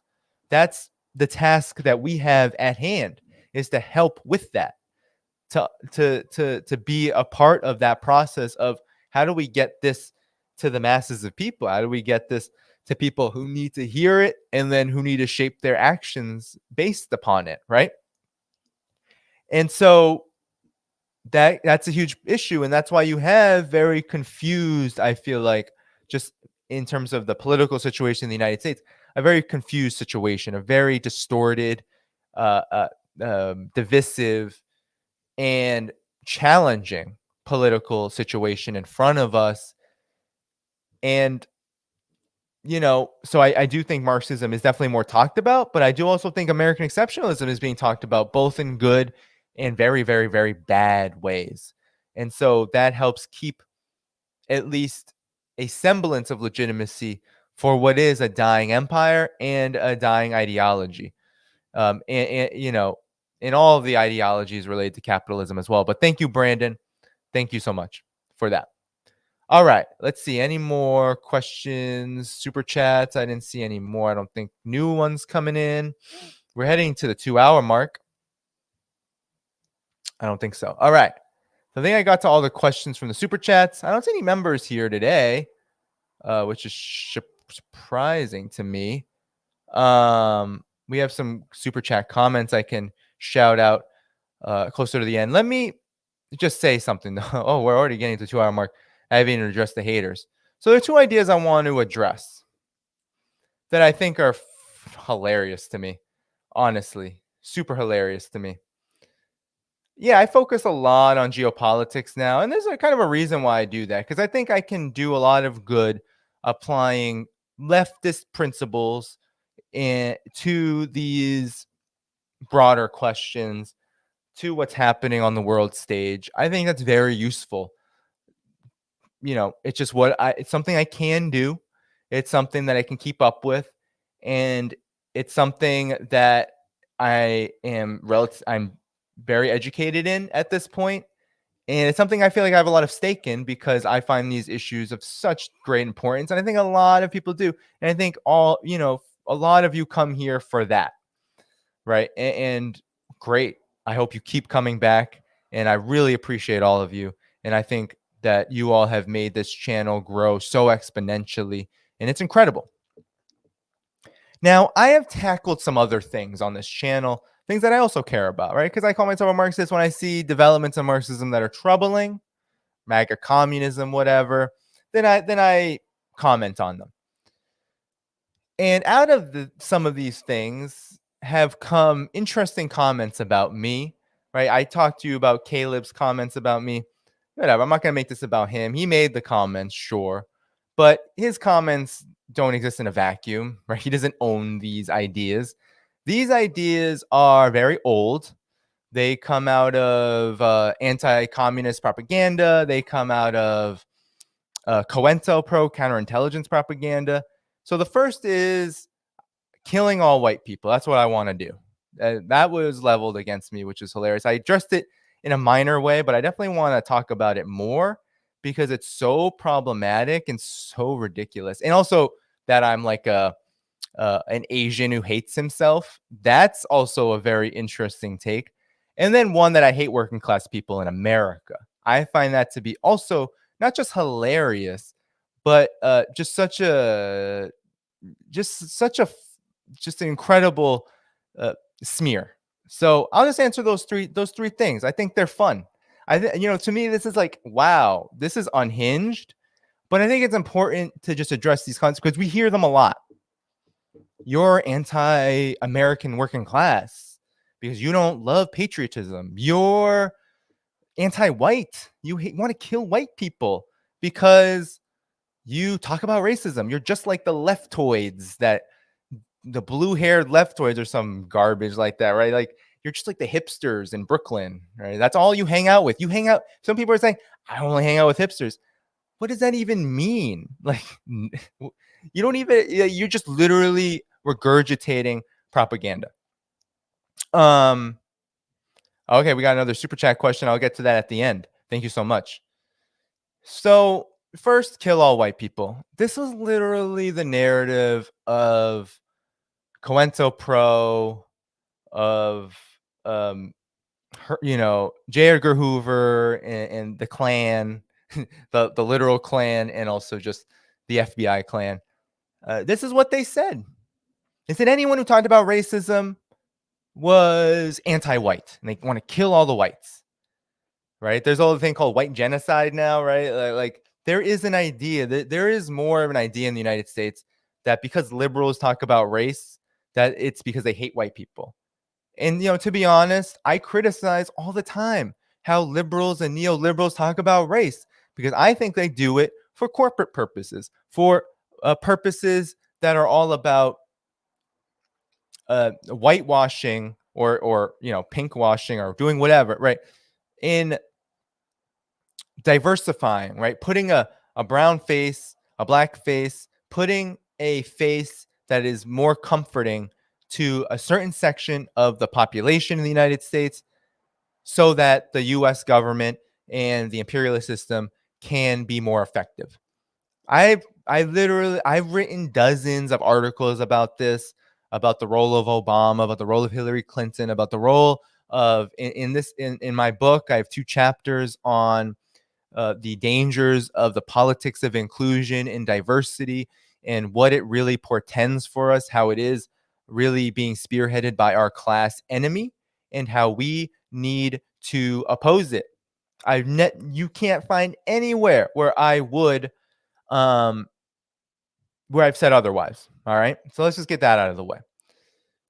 But the kill all white people thing, that's literally just a smear. And you know what? It smells fed. Like it does. I'm sorry. If you say that about, like, you're not even talking in good faith anymore. You're not talking about politics. You're just making a wild smear that smells bad to me. So I don't even, like, just at that level alone, because I know that history. Right? The most dangerous Black nationalist organization, the Black Panther Party, they're going to kill all the white people. You have articles that have been written recently. You have people writing about this recently about how that's the case. You have, there for a long time, you had these so-called anti-hate groups having the Black Panther Party on that organization in a list, right? On that, right? Saying that that's what they were. Wasn't true. They were actually just militantly anti-war. They promoted self-defense. They had a socialist economic agenda, but they were portrayed like that because they were Black socialists in America trying to transform the system. And so when I hear that, I just think trouble. It's trouble. It's something we should raise our eyebrows at and criticize and condemn, because that's what it is. It's troubling. And so, that's like the most wildest smear, right? Kill all white people. It's like, what? First of all, yeah, I grew up in the city, but I grew up with a lot of working class whites. I got to say, like, if I were to think about my life over the course of my childhood, I would say it was like halvesies, right? I had working class white friends. I had working class friends who were not white, Haitian, Black American, Dominican, whatever, right? It was a medley of people. That's what the city can be.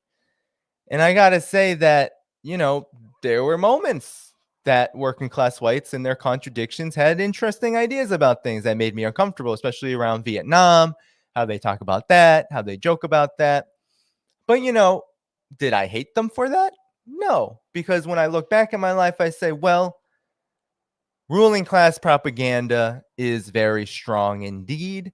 And the reason why racism even exists is to ensure we can't have class solidarity. So no, I'm not going to hate the person with racist ideas, But am I going to tolerate them? Like, am I not going to talk to them about it? Probably not.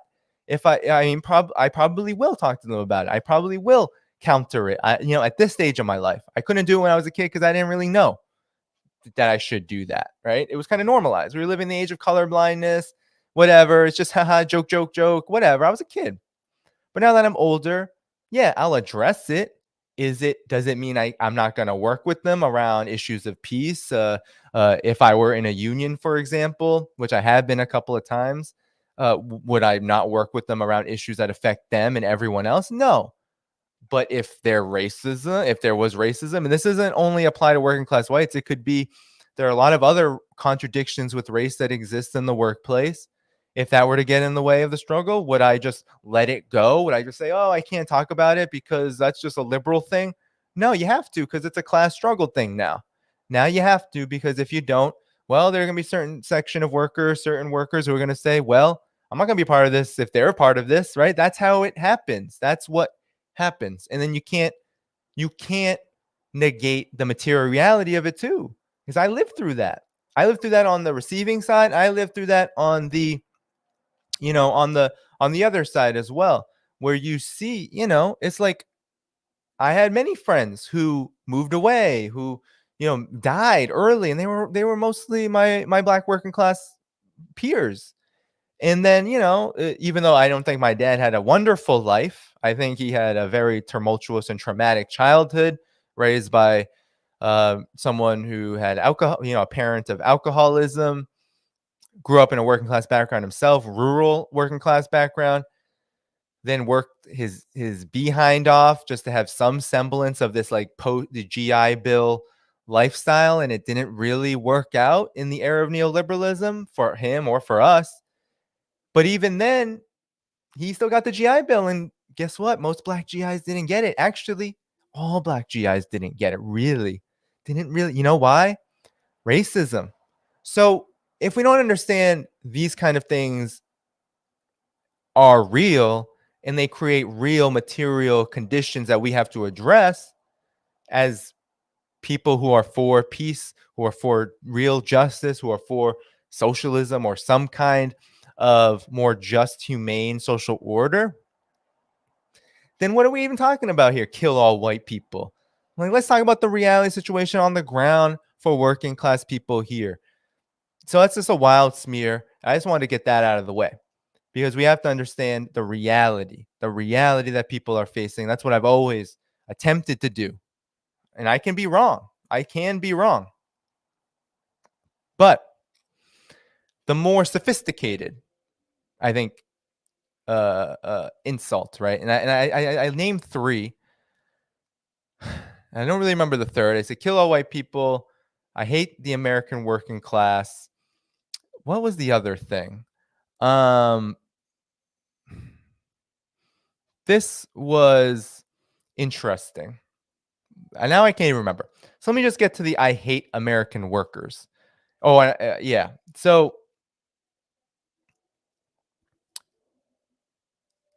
let's be clear here. This is like, I don't need to prove who I am to anybody, first of all. Not that I'm not transparent. It's not that I don't say this is how I grew up. This is who I am. I do. I do share that with all of you.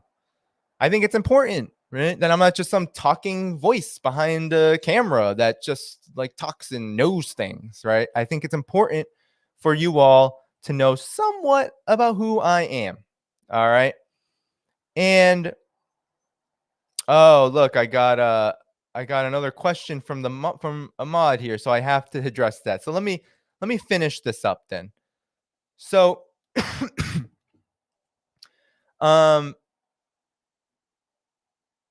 here we go. The idea that I hate the American working class. Let's just answer these two. I think also that I'm like a self-hating Asian. This is really funny. I hate the American working class.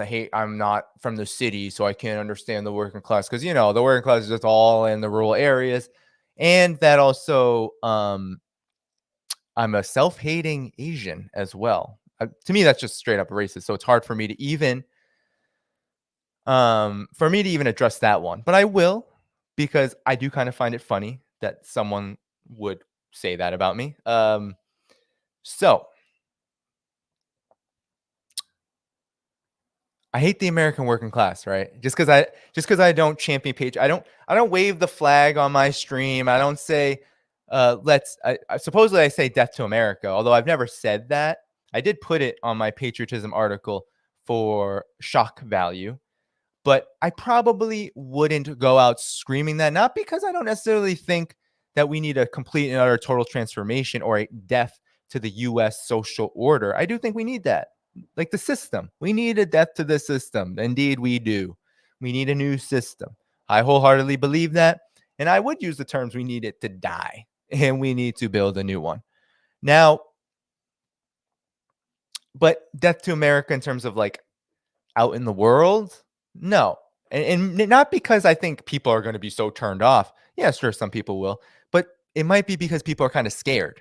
Because when you scream things like that, it does grab the attention of government operatives, the police, everyone above the police, right? It will get their attention and that can scare people. So if you're going to build an above ground movement, that's probably not going to be your first slogan. You're probably going to stick to the issues at hand and then try to talk to people about what you think and what they think and try to persuade them to what you think. That's kind of what politics is. So yeah, no, I am all for the death to the empire. I'm all for a death to the U.S. system of empire and all of its manifestations domestically and abroad. But the idea that I am anti-American working class because of this is so funny, because I grew up working class. I described my background earlier. I still consider myself working class just because my wife's a nurse and I'm a streamer. I don't think I've let go of that identification. There's no people more that I identify with than workers. It's generally who I gravitate to. And I've been a part of a couple unions, even in the social service sector. And still, that's who I felt like I was organizing, given the economic conditions in the workplace. And also just who happened to be in my union, because it wasn't always just social service workers or social workers in my unions. It was also other staff. And so, just from that, it's hilarious because there's no basis to this smear. I hate American workers. The basis for these folks is that because I criticize the ideology of American patriotism, or that there can be a patriotic socialism. Well, that's just too bad for you, because you saying I hate American workers doesn't make up for the fact that I still hold this disagreement. And there are a lot of people who hold this disagreement, and they're not just all petty bourgeois, leftoids, or anything like this. That there are a lot of people in the working class as well who are just not that passionate about this thing, whether they're 100% in agreement with my view, or whether just somewhat in agreement, or whether it's just not really a thing for them. I think that's one of the things that's so interesting about the patriotism argument, is that this channel talks about real issues, because I think people are more interested in the real issues in shaping their ideology from how people analyze those than from just being told, oh, well, socialist patriotism and American patriotism is totally compatible with communism. So, just follow me. I think that's just so myopic, right? And so what's very ironic about this is that, these are people who haven't really worked any real jobs, right? Haven't really experienced poverty themselves, and don't really come from working class backgrounds. So that's what's so funny, is that, everyone wants to be a champion, and you don't have to be in the working class to be a champion for the working class. Certainly not saying that. But it's so funny that that people would smear someone who identifies as working class, who champions working class politics, politics that are representative of their interests, and that somehow I would become subject of their smears, right? It's just so funny, because they have such an investment in a very myopic subject matter. Like it's all that they can pay attention to. It's all that they're trying to build some kind of internet meme or something. And here I am trying to just stick to the issues of empire, of racism, of exploitation, domestically, globally. And it's like, oh, well, you hate the working class because of that. It's just so funny. Like, it's just so interesting too, because I did this work pro bono for so long, the media work. I've done a lot of organizing with working class people. Honestly, working class people have shaped my worldview more than anyone else. And, it's just ironic to be called that. So the point here is that these smears are all about, just trying to diminish and divide and personalize politics. And to me, it's so very unhelpful. The smears are terribly, terribly unhelpful. And when they get personal, you got to address them. And so the idea that I hate the American working class is hilarious because it's literally where I come from. I mean, I wouldn't call it I just call it the working class because I do believe that while borders exist and nations exist, I do believe that class unity is global and different in character than unity around nation state. And that we have to be very particular about how that unity around a nation state really looks like and what it really represents. So, I'm still of the belief that nationalism in Cuba for the Cuban government and the Cuban Revolution is much different than nationalism in the United States and unity around the American government. I think that those are very different things, and that's something I'll never be not convinced by. And I don't think that goes against the interests of U.S. workers at all. I think that's actually to their interest to understand that distinction in material reality, not just some idea that, oh yeah, you can just say the flag is great and that we're for the working class, and that means that you're for the working class. No, you have to show that in the struggle. You have to show that through your politics. And I'm not even opposed to working with flag waving communists if they have really decent positions on issues of imperialism and things like that on that level. But you'll never get me, and you never get a lot of people. This is the thing. It's like you want to struggle with people publicly around what should be an internal issue among communists and leftists and socialists to debate over and struggle over. You don't do that, if you're talking about organizationally, you don't want to do that publicly and show intense divides and then personalize it. It seems like that's more divisive toward any kind of unity than it is helpful to it. So, for me, so yeah, you can continue to say, hate the American working class all you want. And maybe it'll make you so happy and, it gets your rocks off or whatever it does for you. But the reality of the situation is that everything that I've built, everything that I've done up until this point, real political activity, real media work, just constant, rigorous work, was always with the working class in mind, always with the oppressed in mind. It's not just to talk out into a void and try to impress myself or build up my brand. And, it's always with them in mind first, and everything else that comes from that, building up this channel, building up support for it, is all about, it's all about the final end goal, which is building a stronger movement, which has working people in the lead, armed with principles that, can bring about what we need, which is peace. We need peace. We need multipolarity. We need self-determination for oppressed nations. We need, and we need real economic and political transformation. That's what we need. We don't need more imperialism.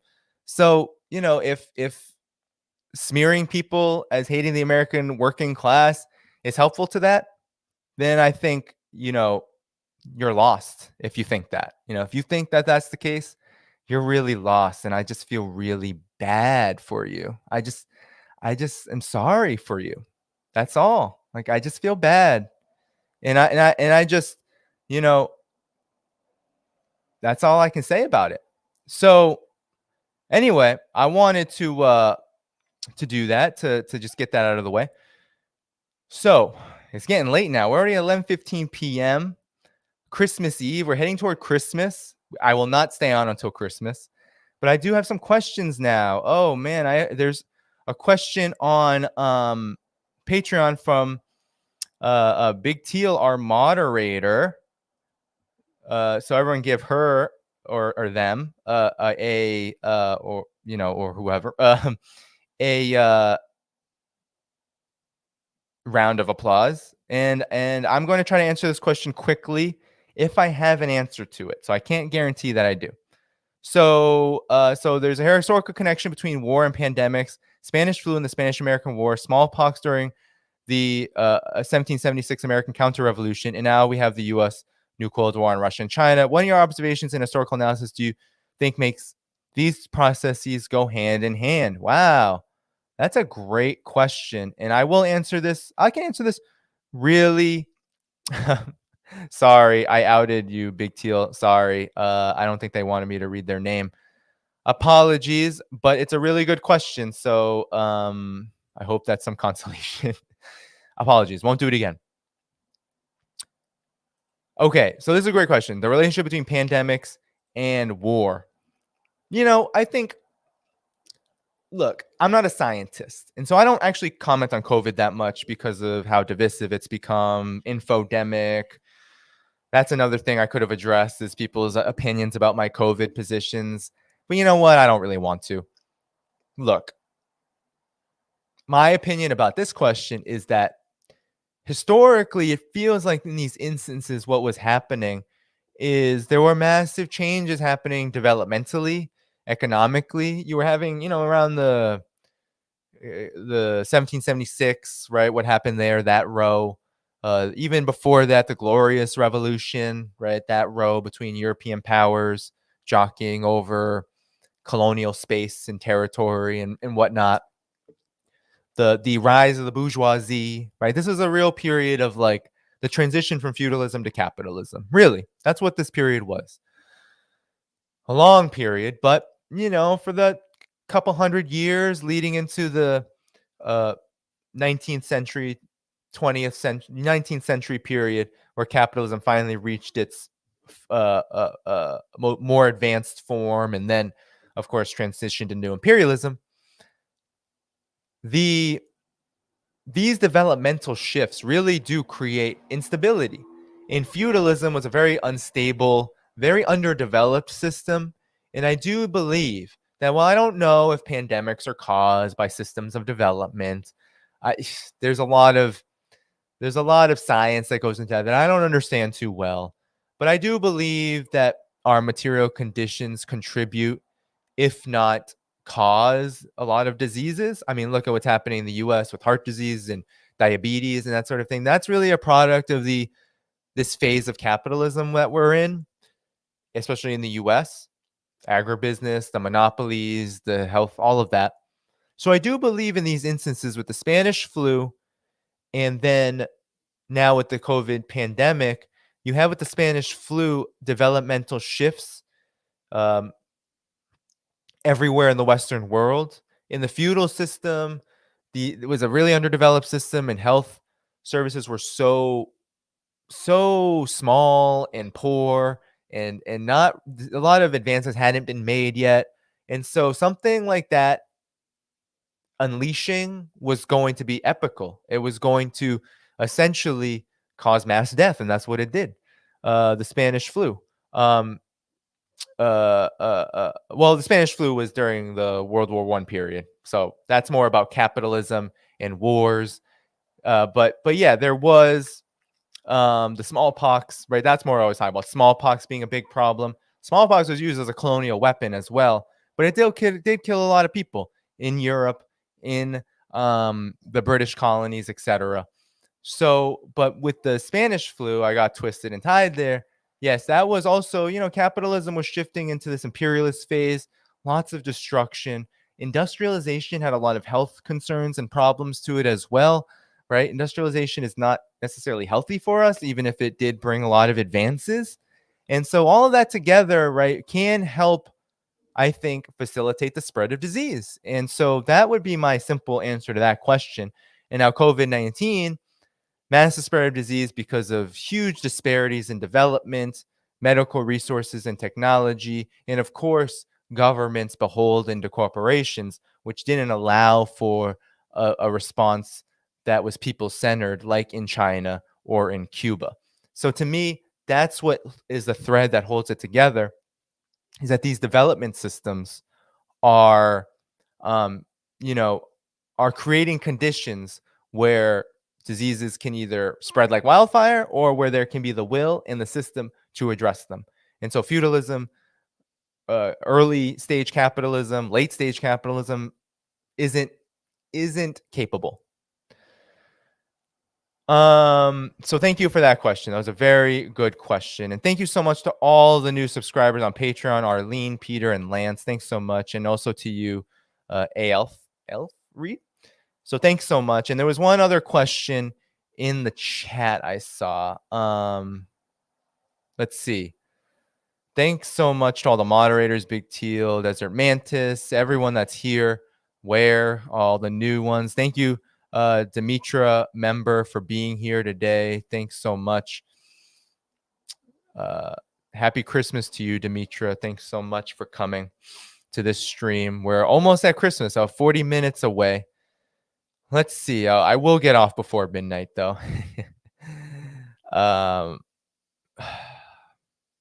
So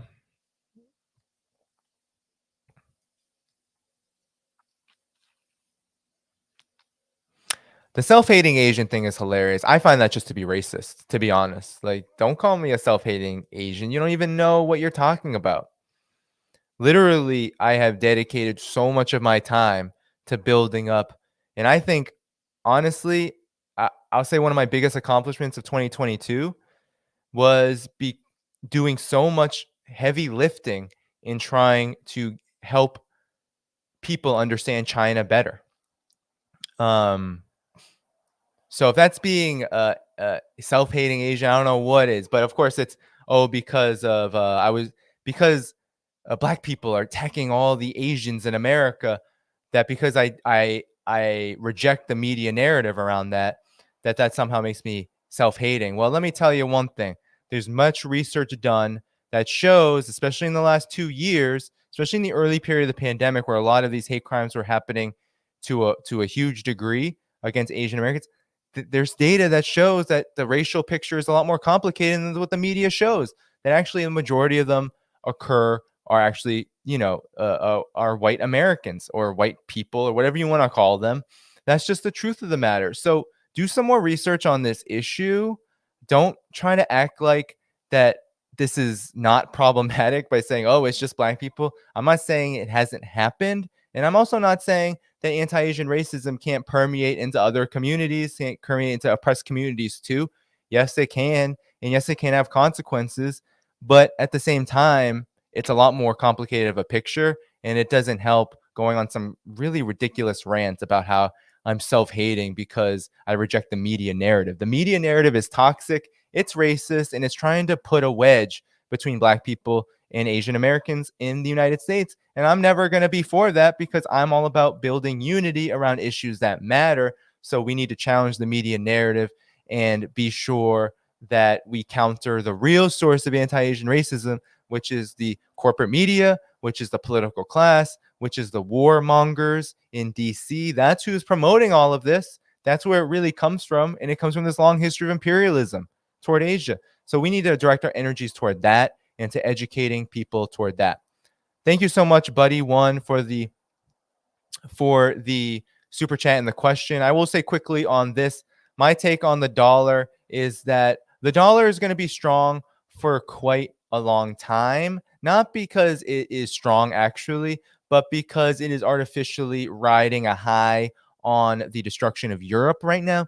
So for a while, the dollar will still hold preeminence as the reserve currency and as the hegemonic currency, but it will quickly and rapidly, I would say, in the next 2 decades, we will see a massive transition. By the end of that second decade, once China is the biggest economy, once Russia has shown its resilience in the face of imperialist plunder, once the world continues to build a new financing mechanism led probably by Russia and China, I do think that the dollar will then see its real decline. It won't be able to be artificially inflated anymore. That's just my quick summary given the time that we have. But please do continue to stick around. Maybe become a member.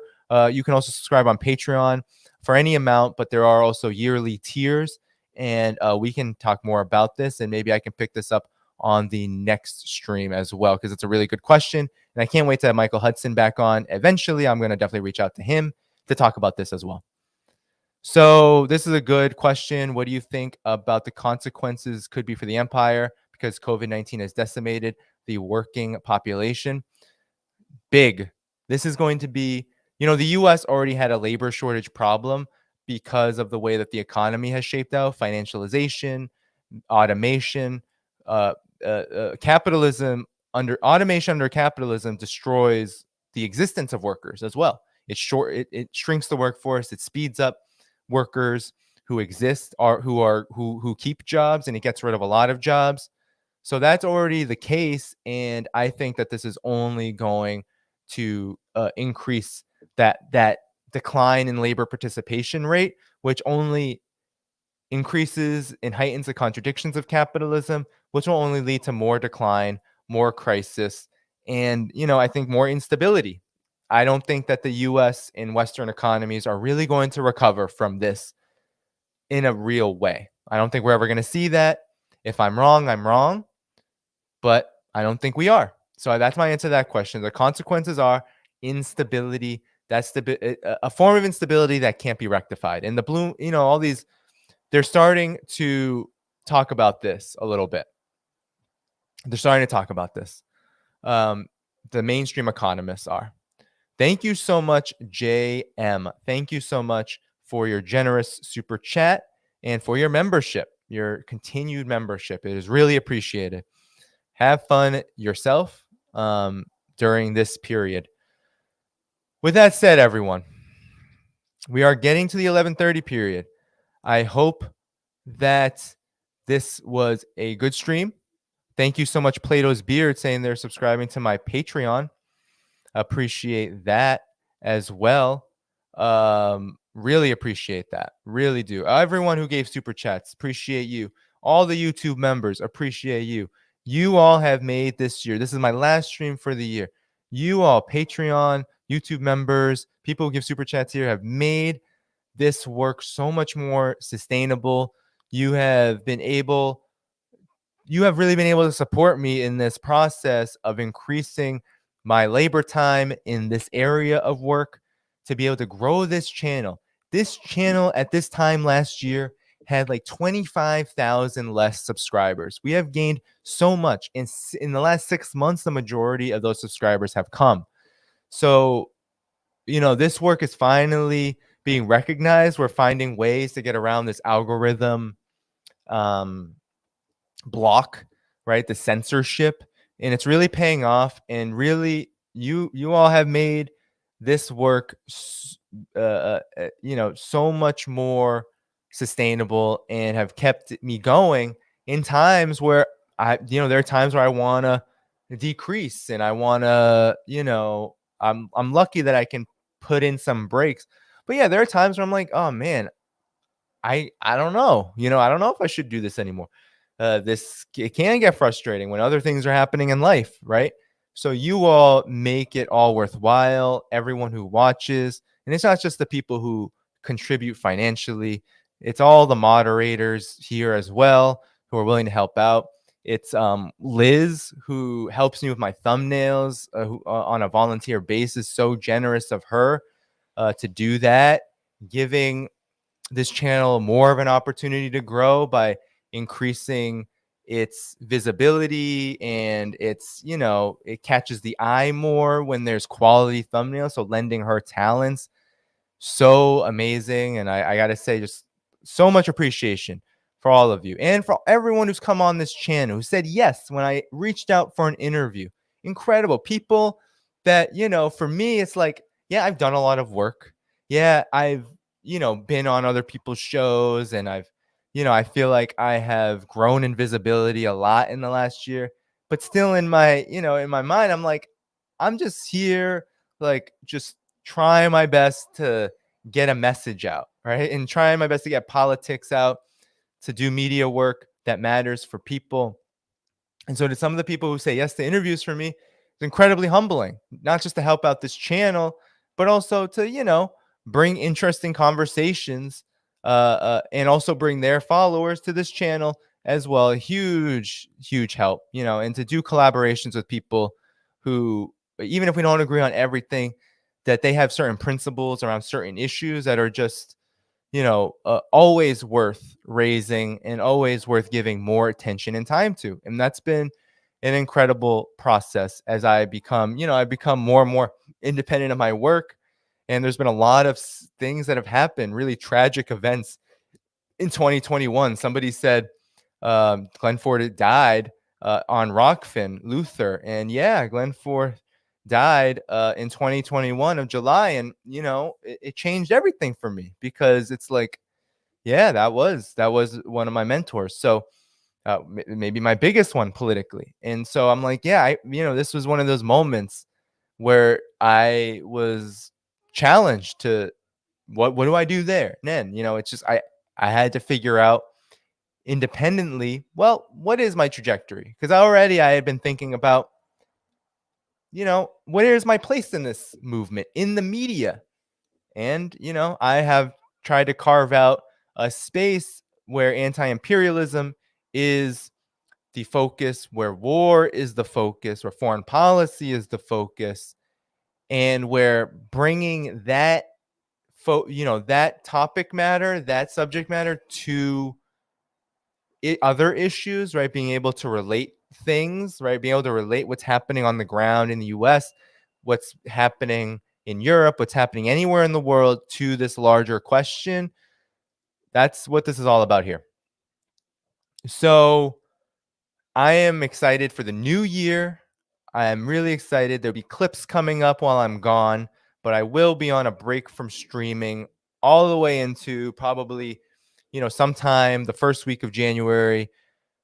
That week I'll be back, but I won't be around from the 26th to at least the 2nd of January. But there will be clips coming on here, getting those together. And so you will see content here on the Left Lens. But with that said, everyone, it's getting late. It's about to be Christmas Eve. Christmas Eve is about to end. It's about to be Christmas for a lot of people, not for everybody, but it'll be Christmas for a lot of people. And, I got to say, I got a lot of love for all of you, especially for those who stay to the later end of these streams. Amazing. Big Teal said take a longer break. That will be coming. We got some. I want to go to Europe for a couple weeks. Vietnam trip in the works as well. Definitely a China trip will be in the works as soon as it's opening more, but as soon as I get more information, there will be a China trip. So yes, I will be taking a longer break, Big Teal. But I am very lucky. I can just focus on this work, and I can recuperate in other ways, even when I am, even when I am working. So thank you, everyone. Merry Christmas. Enjoy the rest. Do whatever you can to enjoy the rest of your old year into the new year. Be well. Take care of yourselves. Do good things for yourselves. And we need all of you. We need all of you and whatever you can do. Some people are more internet focused. Some people are more on the ground focused. Some people try to meld the two. I try to. It's hard. But wherever your focus is, media, organizing, just trying to convince people in your circle that things aren't all what they are told to us by the powers that be. Whatever your role is, whatever you can do in this moment is much needed. So please do take care of yourselves in this moment. This is a rough season, especially for those of us in the collective West experiencing record cold temperatures, power outages. The decline of the empire is very real. So take care of yourself. Stay warm if that's a problem where you are. Do whatever you can to do that, right? Because my motto is you can't fill other people's cups if yours is empty. You know what I'm saying? So that's been something I've been trying to be better at over time, because I, like probably a lot of people who listen to me, went into activism, went into whatever politics, just like,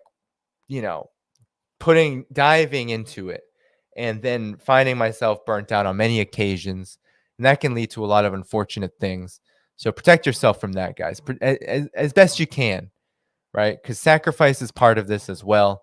But we have to look at this dialectically. Sacrifice and our needs, there's got to be a dialectic. And it really always points to how can we take care of each other collectively? How can we do community care? How can we do real solidarity for each other? So I'm going to leave now. Merry Christmas. Have a good rest of your 2022. On your way out, do all the good stuff. Like the video, subscribe to the channel, hit the notifications bell so you know when I go live. And of course, right, support independent media on this holiday. Thank you all for the super chats. Patreon's the best place, of course, to support me on a regular basis. There are annual tiers. That link is in the description.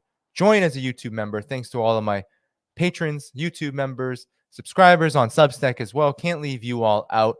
So you can do that as well annually if you like the Substack. But yeah, more to come. Probably during the holiday, there's one thing I'm working on. If it's not just the clips in the global times, I don't know when it'll be released, but I will be working on, when I get the chance, a dialogue with the translator of my book.